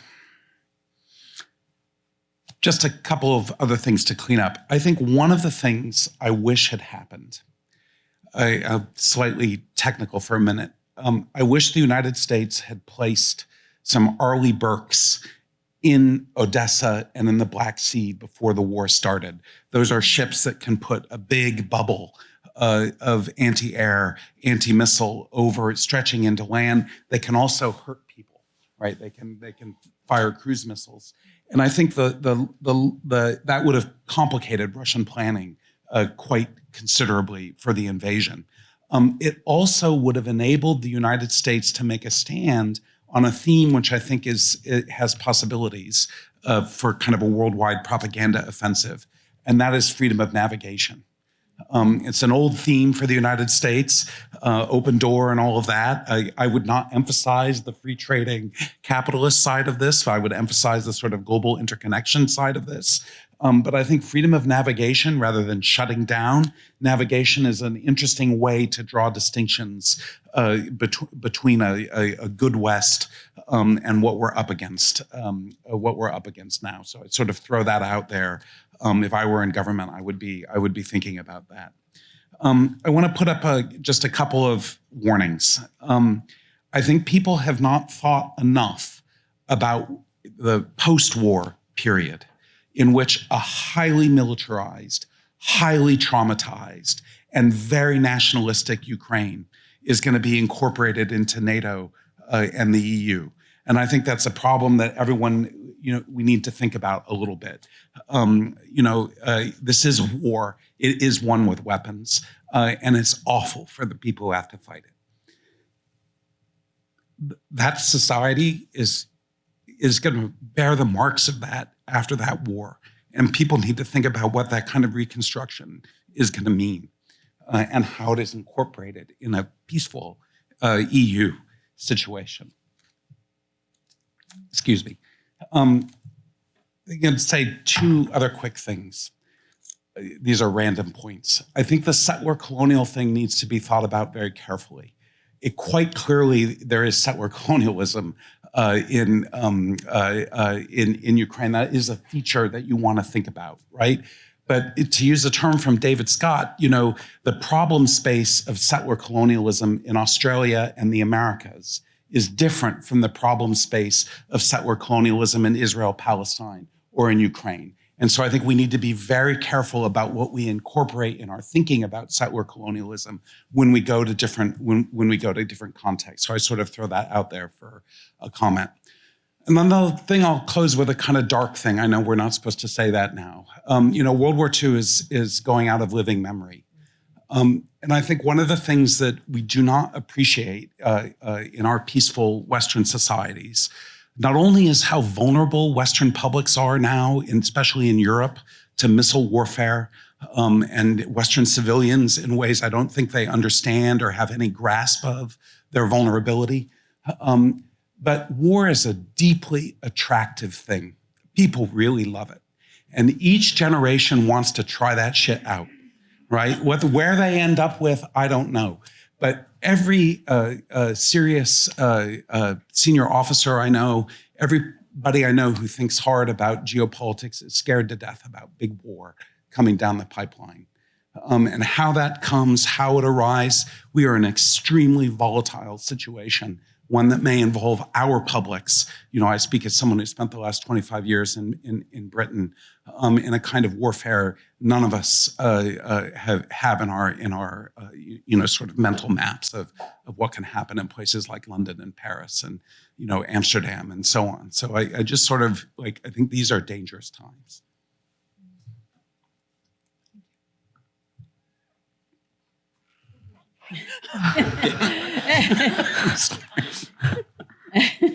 I don't disagree with anything you just said. I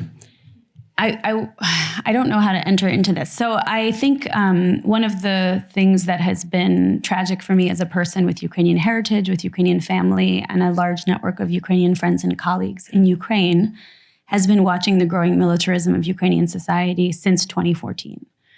And we should always remember, right, that the full-scale invasion of 2022 was not the beginning of a kind of sub rosa conflict with a yes, it's a decade of war.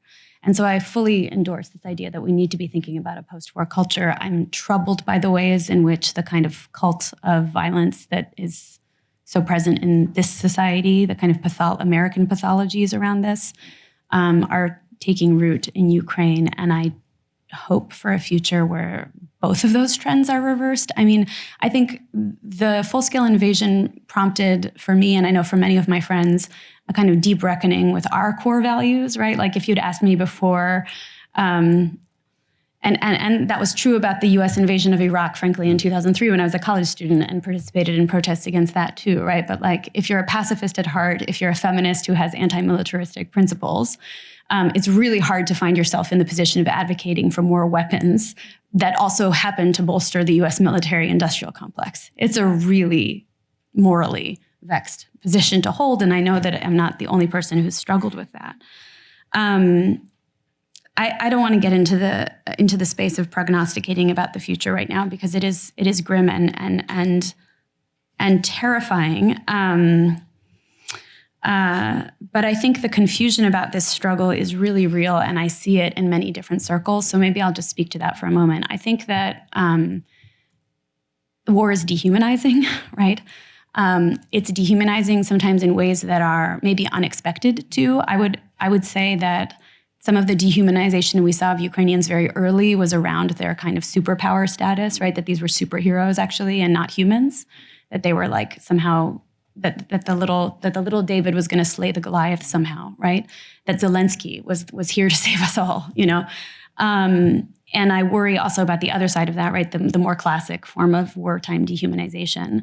And so I think when I think about like what a decolonial future might be, it is really one in which dignity, which was of course a trope of the 2014 upheavals in Ukraine, the Maidan Revolution, is maybe one of the core principles. And that would be not just for Ukrainians, but for everyone around the world. And I think in that respect, one of the things that has been missing for me a little bit is the characteristically overlooked in American society problem of class. So how particularly we think about dignity for the Ukrainian working class, who are also disproportionately affected by this war, and likewise for the Russian working class, right, who are also disproportionately affected. We see in parts of the Russian Federation populations who are also racialized and also disproportionately drafted into fighting this pointless war, the beginnings of some protest actions. And I take a tiny little bit of hope with me that maybe that's the beginnings of a more positive direction. I think I'll stop there. We're just going to keep on the depressing train now. So I've been thinking a lot about the global South, but at the beginning of the war, I wrote a piece called Ice Cream Diplomacy, and it was a retort to not Dave and Buster's. Sorry, I've only had a half cup of coffee. Ben and Jerry's.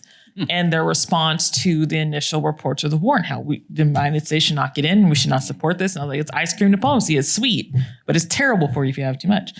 And so I think, and I was talking to and writing to the progressives in the United States in particular, but also leftists. And I think it's an important point that a lot of what people think of as the Soviet Union is an imagined place.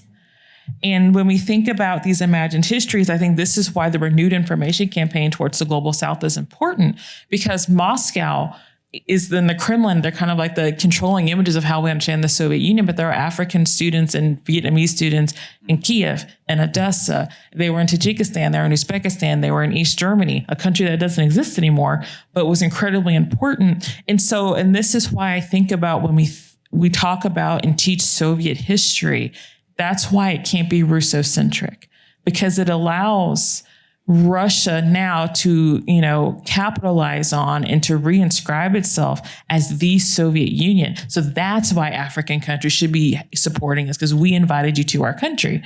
So I think that's an important part of expanding this history and this knowledge of the Soviet legacy, because a Soviet legacy is not part and parcel a Russian legacy, right? It's much more than that. And I think it's very important.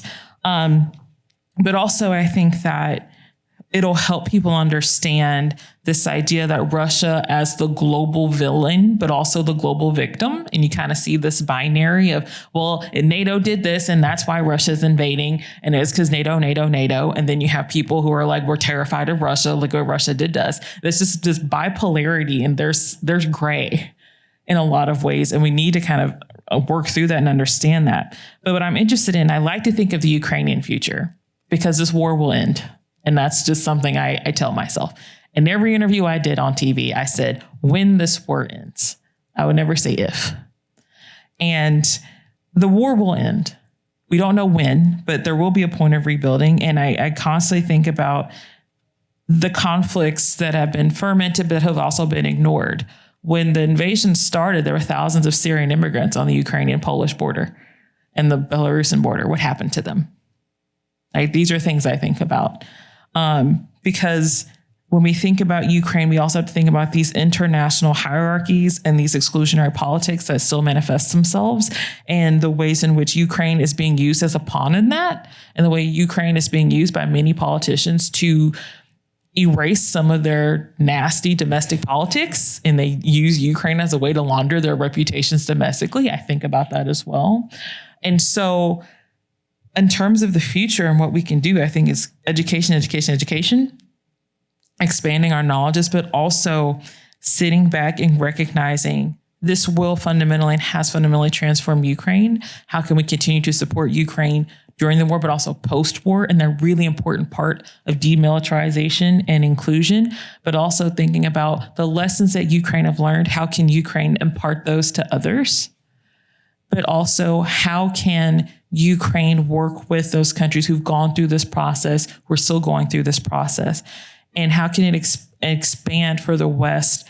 And as an American, I say this, our immense responsibility to the world and what we still owe the world for this position that we're in.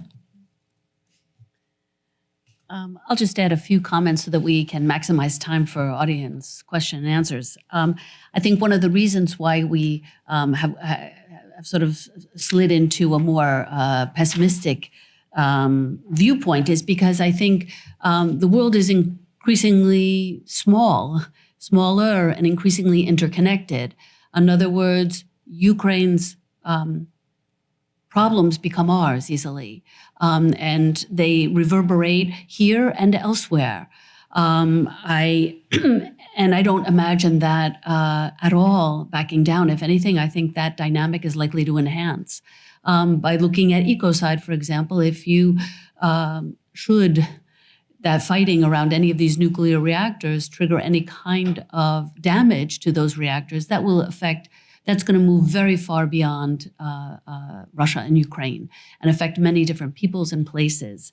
And I think the fact that this war affects us all, I think we also need to keep in mind that I agree with you. We always need to think in terms of when this war ends, not if. It will end, but that the situation that exists there is going to also call on us to respond to the kinds of difficulties that Ukraine is experiencing, the kind of difficulties that people in the global South and elsewhere in the world are experiencing, because increasingly the fate of one begins to influence the fate of all. I think that has always been the case, but it's increasingly so. So I think that is, I think the real lesson that I have taken from this war and how I've tried to respond, both in scholarship and in teaching and in public interfacing, that we can and should be invested in ensuring the dignity of other peoples and ensuring their well-being. And there is a great responsibility that the U.S. and those of us who are here have to furthering that agenda. So I'll end there. Thank you. Thank you so much to the panelists for preparing such wonderful remarks.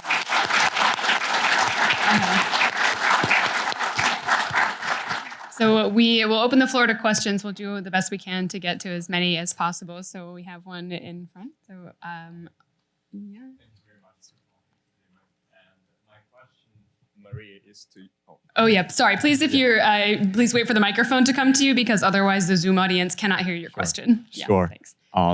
Thank you very much for talking today. And Maria, I have a question for you.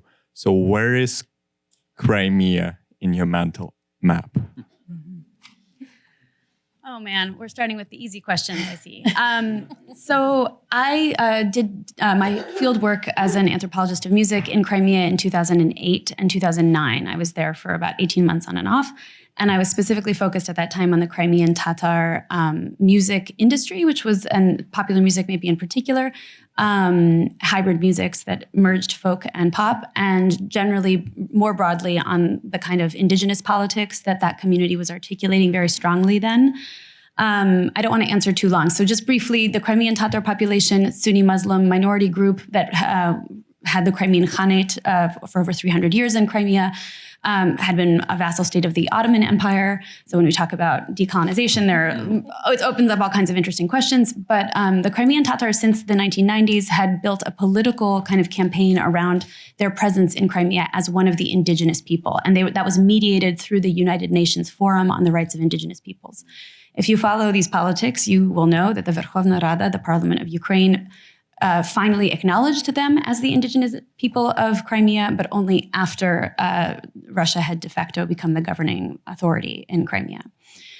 So in terms of the future of Crimea and the presence of Crimean Tatars, one of the things I've been, noting is the way that Crimean Tatars have been really incorporated into mainland Ukrainian society, not just since 2014, but increasingly since 2014. And so I think this is a really powerful rebuttal to challenges against Ukrainian ethno-nationalism, first of all, right? This is a powerful argument against the idea that Ukraine is only invested in a very kind of narrow ethnic idea of itself.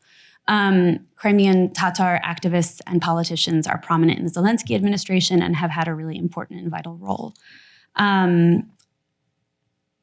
Crimea is a kind of much more classic study in settler colonialism than other regions of Ukraine.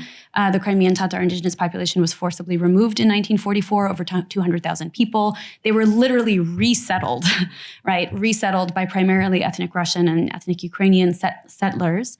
The militarization of that peninsula has been longstanding because it is the home of the Black Sea Fleet and also the warm water port that had previously in earlier history been vital for the Russian Empire. And so it's an incredibly strategic place. What is its future is a question I can't answer, but I know that it is vitally important for Crimean Tatars to be recognized as participants in Ukraine today. That is the majority view, as far as I know, of Crimean Tatars inside of Ukraine, and that includes a future in which Crimea is again Ukrainian.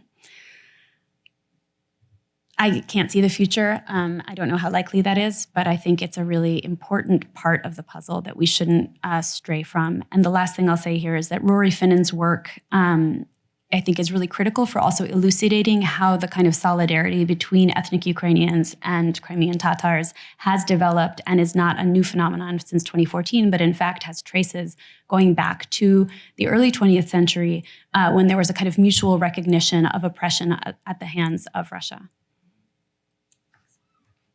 Eugene, please go ahead. Thank you. So thank you all for the wonderful comments. Wow. I have a question to all of you, actually, and whoever wants, feel free to answer. So I teach at a policy school, and one of the things that we constantly talk about with our students is what happens, or the dangers or things that can go wrong when theory becomes practice. And that, I think, is especially true for concepts like colonization and decolonization, which are not just analytical terms, but also moral and political terms. So, for instance, to piggyback on Tarek's comment about settler colonialism, I mean, analytically, of course, it's a term and a concept and a framework we should be using, not just, with regards to Crimea, but also parts of eastern and southern Ukraine. But in practice, settler colonialism also implies the internal division of a society to the indigenous and to the colonial settlers, and one is good and one is bad. And the question is whether, practically or politically speaking, for instance, do we want to go there? Do we want to impose those type of discourse on a society that is fighting an existential war? And what does it mean for people who will finally realize that that's how they need to be seen and that's what their heritage is? So I wanted to ask you, what do you see any, not necessarily dangers, but risks of this discourse, especially in this moment? And if yes, what can we do to avoid or at least minimize them? Thank you. Sure, we can collect a few more and then we'll go down. So yes, please go ahead. And then, yeah, please go ahead. Yeah. So thank you I think it's working, is it? Yeah. So thank you for this panel. It was very amazing and interesting. I have a question about canceling Russia. So why do you think it's not needed? Okay, so let's say if a Hollywood star rapes someone, we cancel them until they really apologize sincerely, until they go through this incredible amount of guilt if they go, but they should go to be forgiven by society. So why we should not treat Russia the same? Because they're doing super terrific things. It's not better than, raping someone. So why we should not treat them like that, cancel them until they will really understand the amount of damage and hurt and pain and destruction they did, why we should not cancel them until they understand it and really apologize it with all their heart, really meaning it. Thank you. Thank you. I do want to add, we have a related question from our Zoom audience, and so I'm just going to add what this Ludmila Raichuk has added, because she's asking, again, about this opposition to canceling Russian culture and wants you to think about how to delineate the boundaries of Russia and its culture, because we're arguing for preservation like other cultures while advocating for decolonization. So stripping away of colonial narratives and everything essentially stolen from the colonized people. So is there really a way to envision a Russian culture without the kind of colonial component? I think that's very linked to your question. So we'll take Mariam's question and then let you all answer, and we'll take a second round. Okay. Yeah. Thank you. My question is to Kimberly. Hi. So I had a conversation with Aynel Amikarn. She's Kazakh journalist. And we talk about our different practice of decolonization, basically our societies. And we kind of figure out that we have completely different history. I mean, there is some similarity, of course, because, Russia. But we kind of find out that there is such a lot of culture differences, religion differences. But at some point, we just find out, and of course, we were speaking in Russian. And at some point, we just found out that there is something similar. We both were watching Russian TV shows when we were a child. And I realized that at that point, and during this conversation, I realized that it's very important for us to communicate our experiences. And my question right now is, I completely agree that we need to align our decolonial process with other countries. But my question is, how? Mm-hmm. Mm-hmm. Wherever you'd like to begin. I could begin if you want on the cancel culture, because I think this is a really, really important point. I think it's a question of perspective. I mean, in other words, I think if I was Ukrainian, I would advocate for that. I would advocate for all nonviolent means to bring an end to this war. And that would include, one could arguably say, canceling Russian culture, whatever that would mean. I'm here in the US, and I think that it's still important to not decolonize by cultivating ignorance of Russia.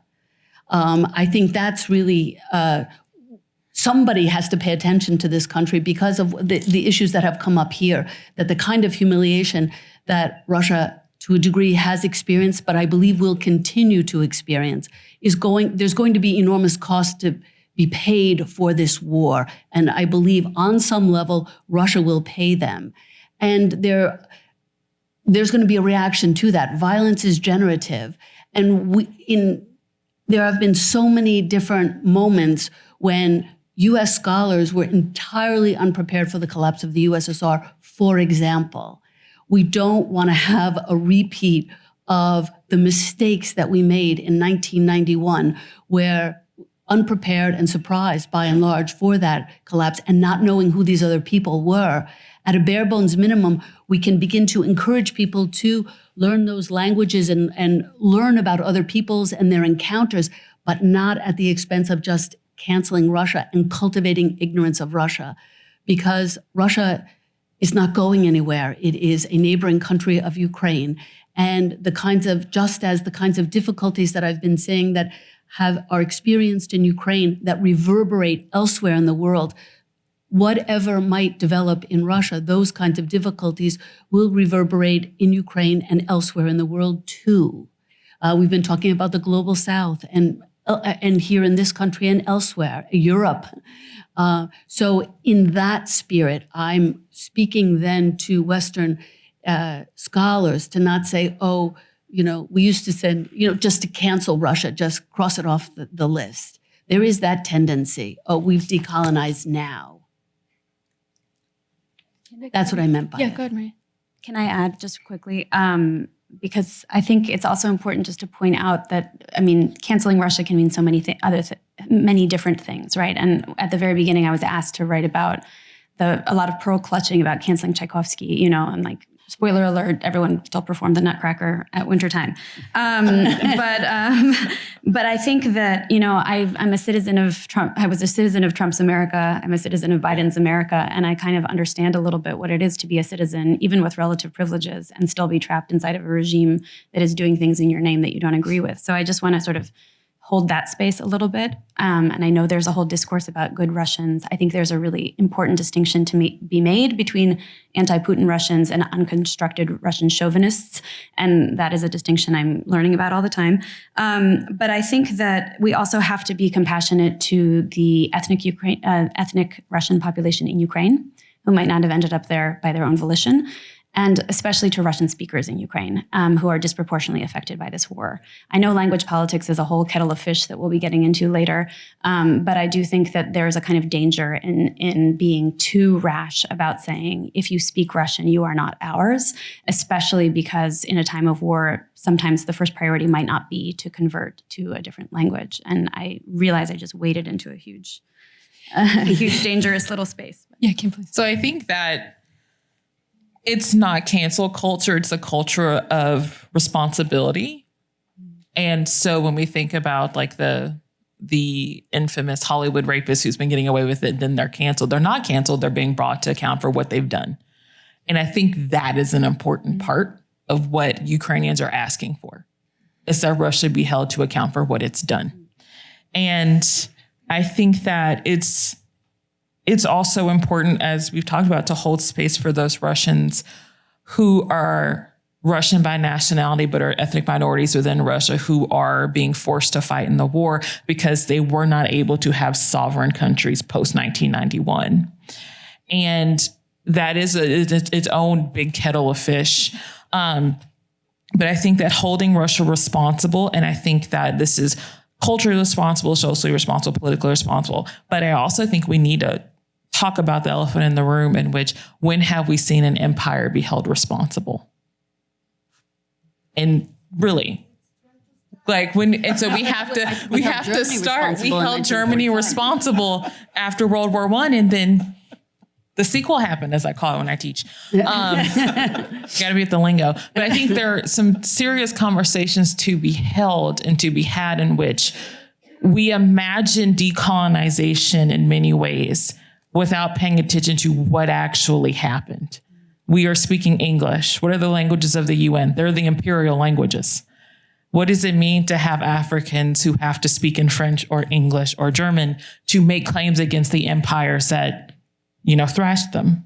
And I think Ukraine is also going through this process. It's an affront to see Russia at the UN talking about human rights, because we know what they've done, as it is with Germany, as it is with France, the United States, and Britain, right? And so these are those wider global hierarchies that we're getting into, that we've talked about. And what Russia has been really good at is making fun of those. They flip it around. Yeah. And that's what they've capitalized on. And so this kind of gets to the settler colonialism conversation.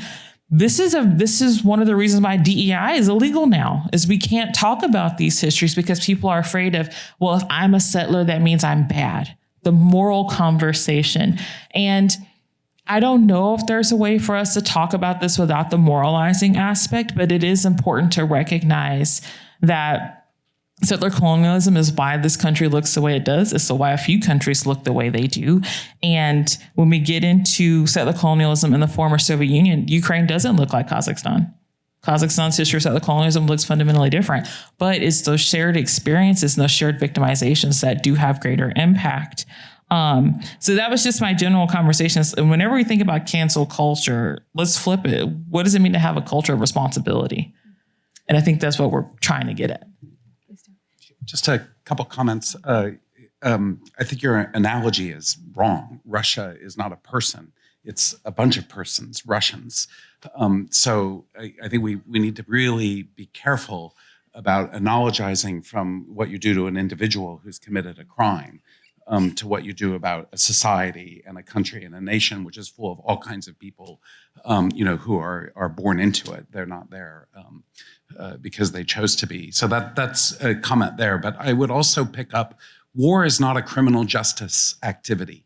War is war. And we had some indication here of Victor's justice.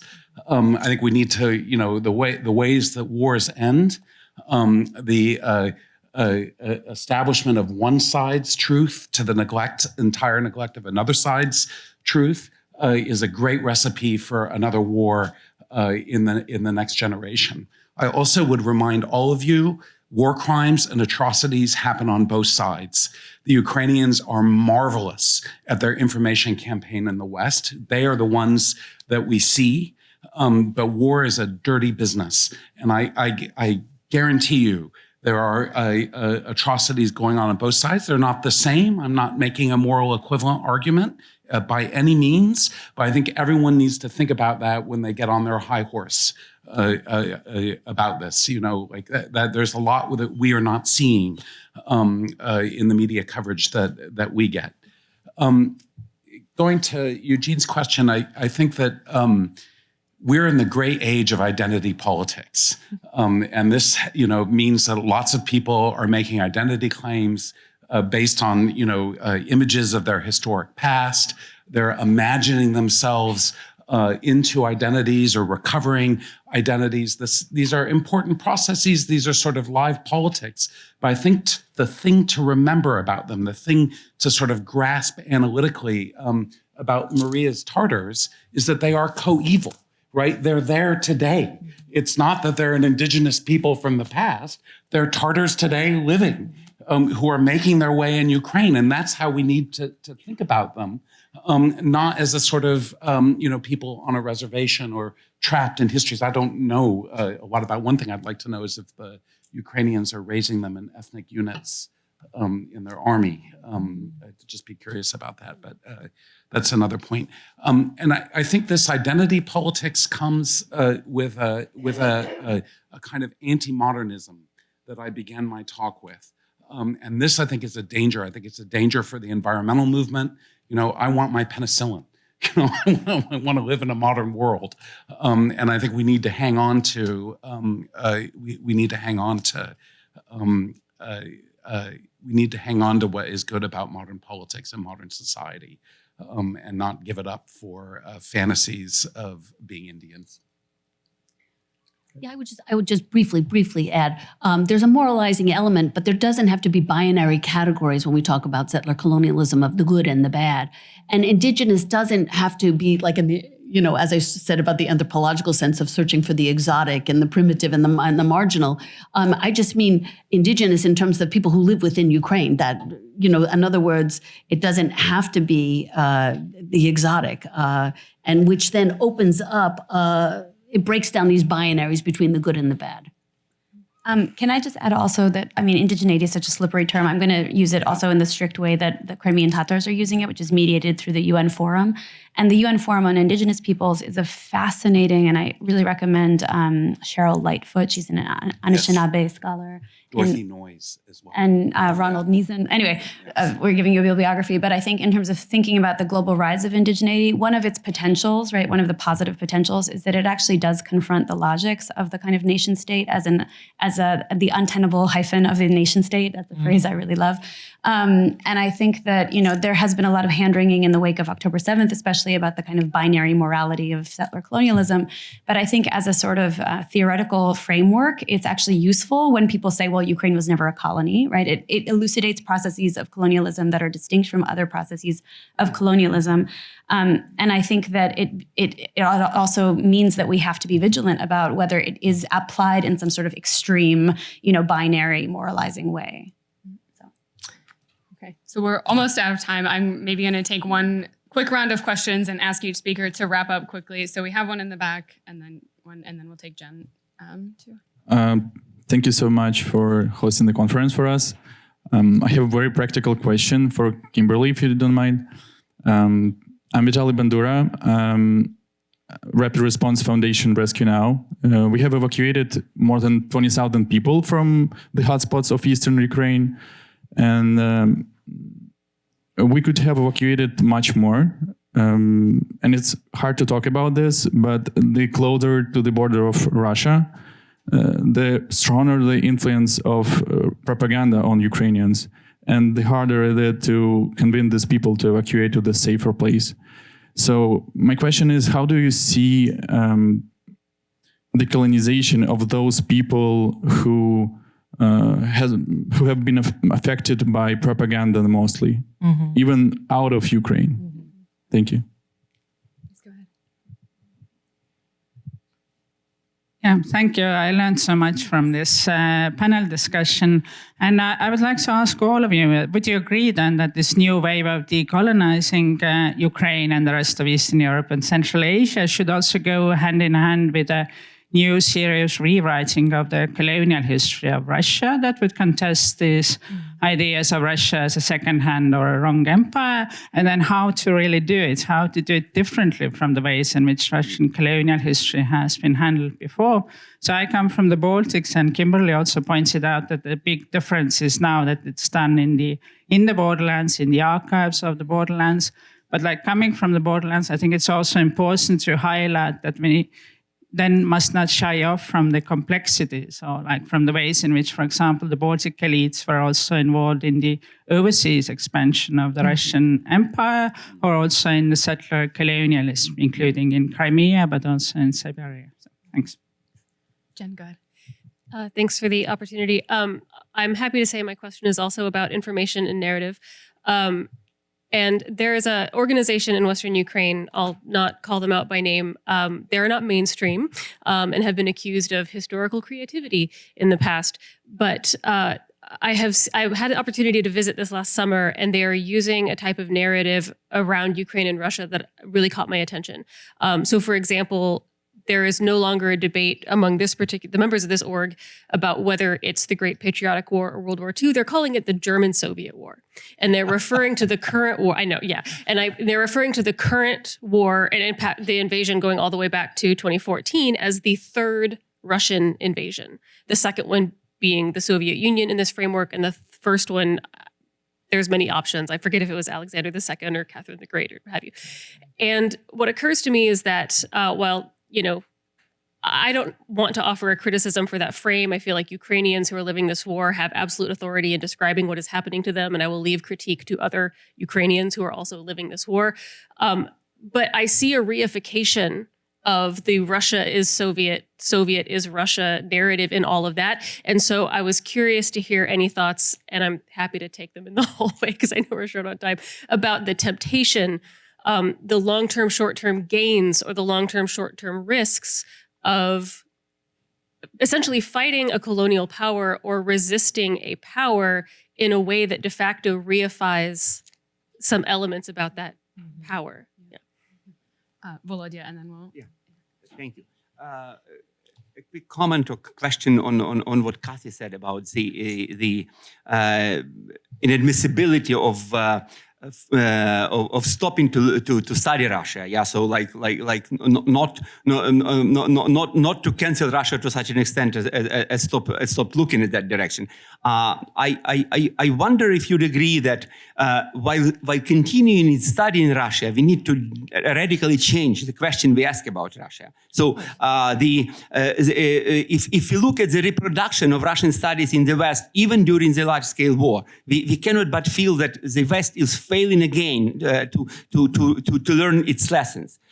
So how these chairs of Russian studies, the chairs of Russian literature, are still being reproduced as chairs of Russian studies and Russian literature, instead of being changed to easy studies of how Russia is changing right now, or how Russia is going to collapse very soon, or transform very soon, or starting feeling guilty very soon, or studying, learning how Ukraine is coping with war, how Ukraine has contributed to the global understanding of colonialism and imperialism and all those big isms. And if we still look at what books are being published, a couple of years I've seen in one of great American publishing houses published a book about Goncharov in the 21st century. I asked, why the hell to drag Goncharov into the 21st century? Why don't leave him at least in the 20th century, better in the 19th? And instead of studying Goncharov in the 20th century, maybe we should study Victoria Amelina in the 21st century. So instead of studying dead Russian men, Let's study Ukrainian men and women killed by Russia. Thank you. Okay. So I'll ask the speakers to give their final remarks, and we'll take a break. I gonna not keep people from their lunch. The World War II imaginary, the way it informs this conflict, the representations of it, the understandings of it, the conduct of it is extraordinary and a subject of its own. PhD students out there who want to pick up interesting war studies stuff. The periodization of wars and the way in which World War II has not ended, and the ways in which it has, and to think about this in a serious kind of way seems to me to be the questions or what you're putting on the table. And I find that I don't follow your references because I'm not a Russianist or a person who studies this part of the world.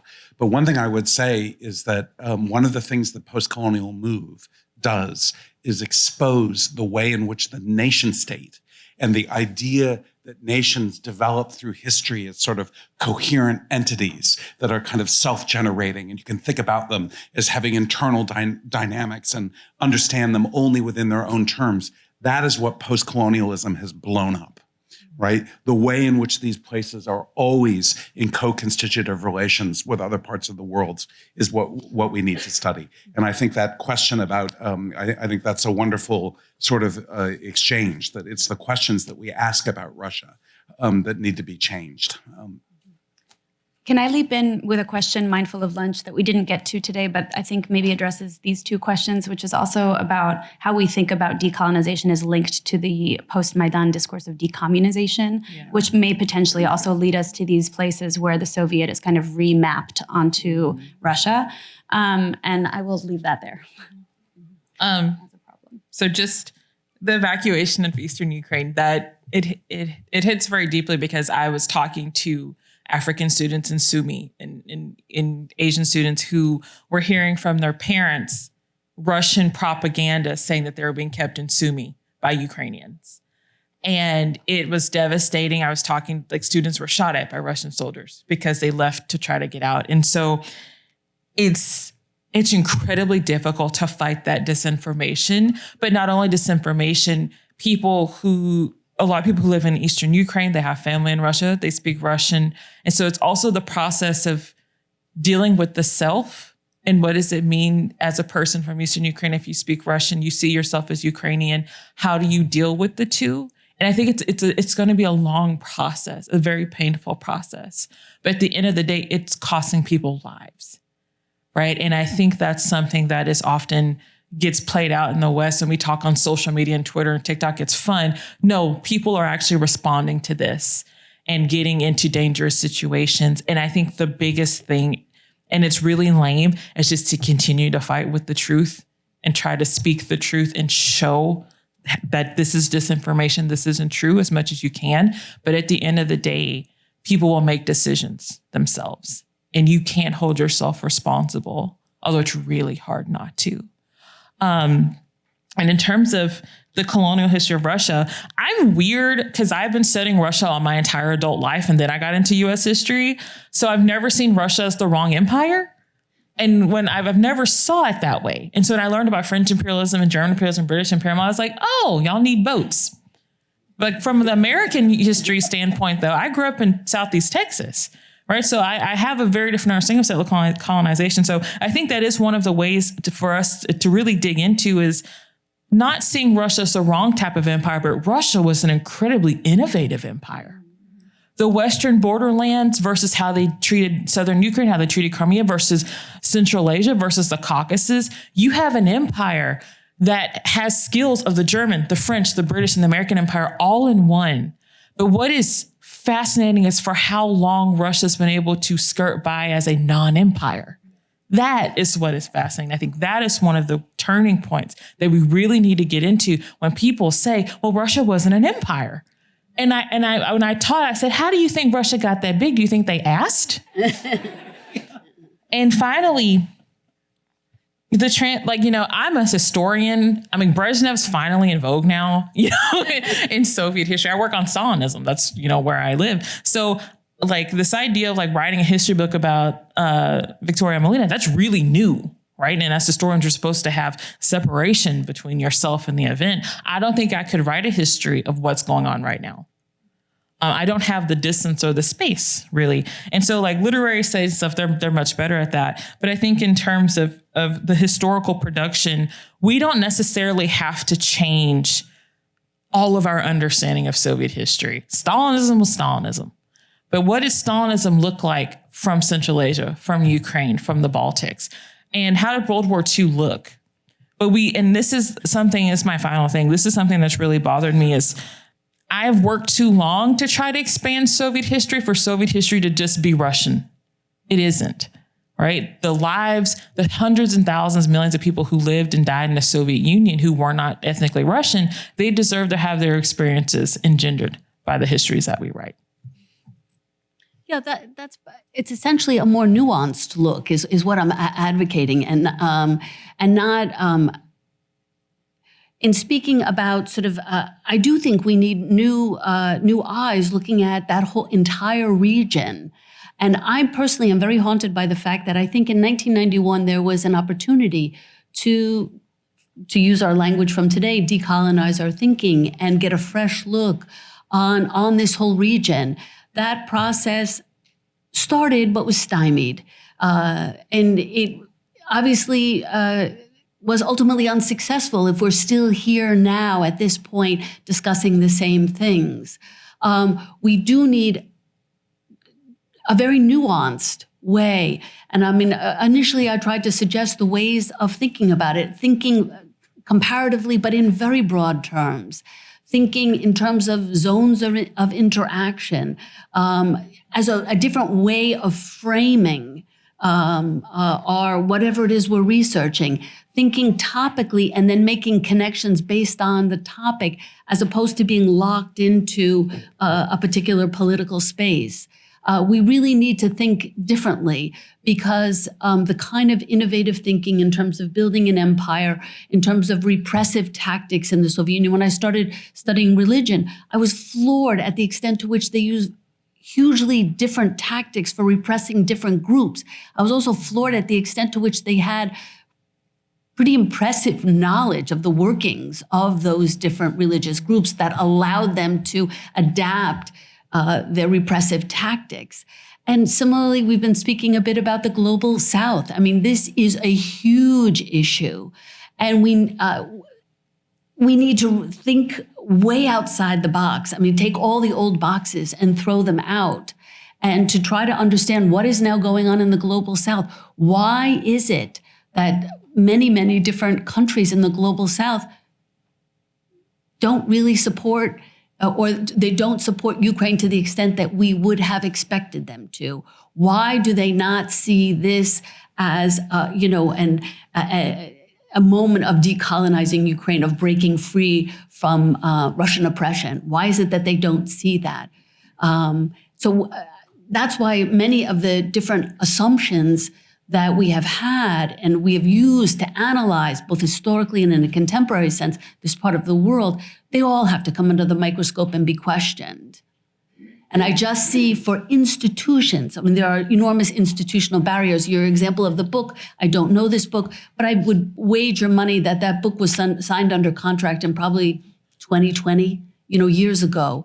Institutions, violence is a generative force, but institutions change slowly.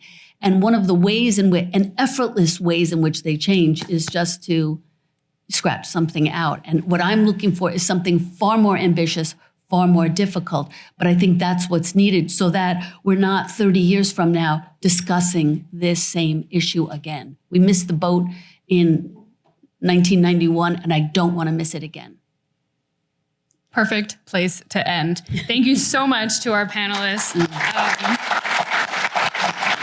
I know we had a lot more questions. I'm so sorry we can't get to all the questions in the room and on Zoom. We do have an hour and a half for lunch, so please feel free to chat amongst yourselves. If you are on Zoom, you can use the same link to join us again at 2 p.m. We will start promptly this time. Thank you so very much.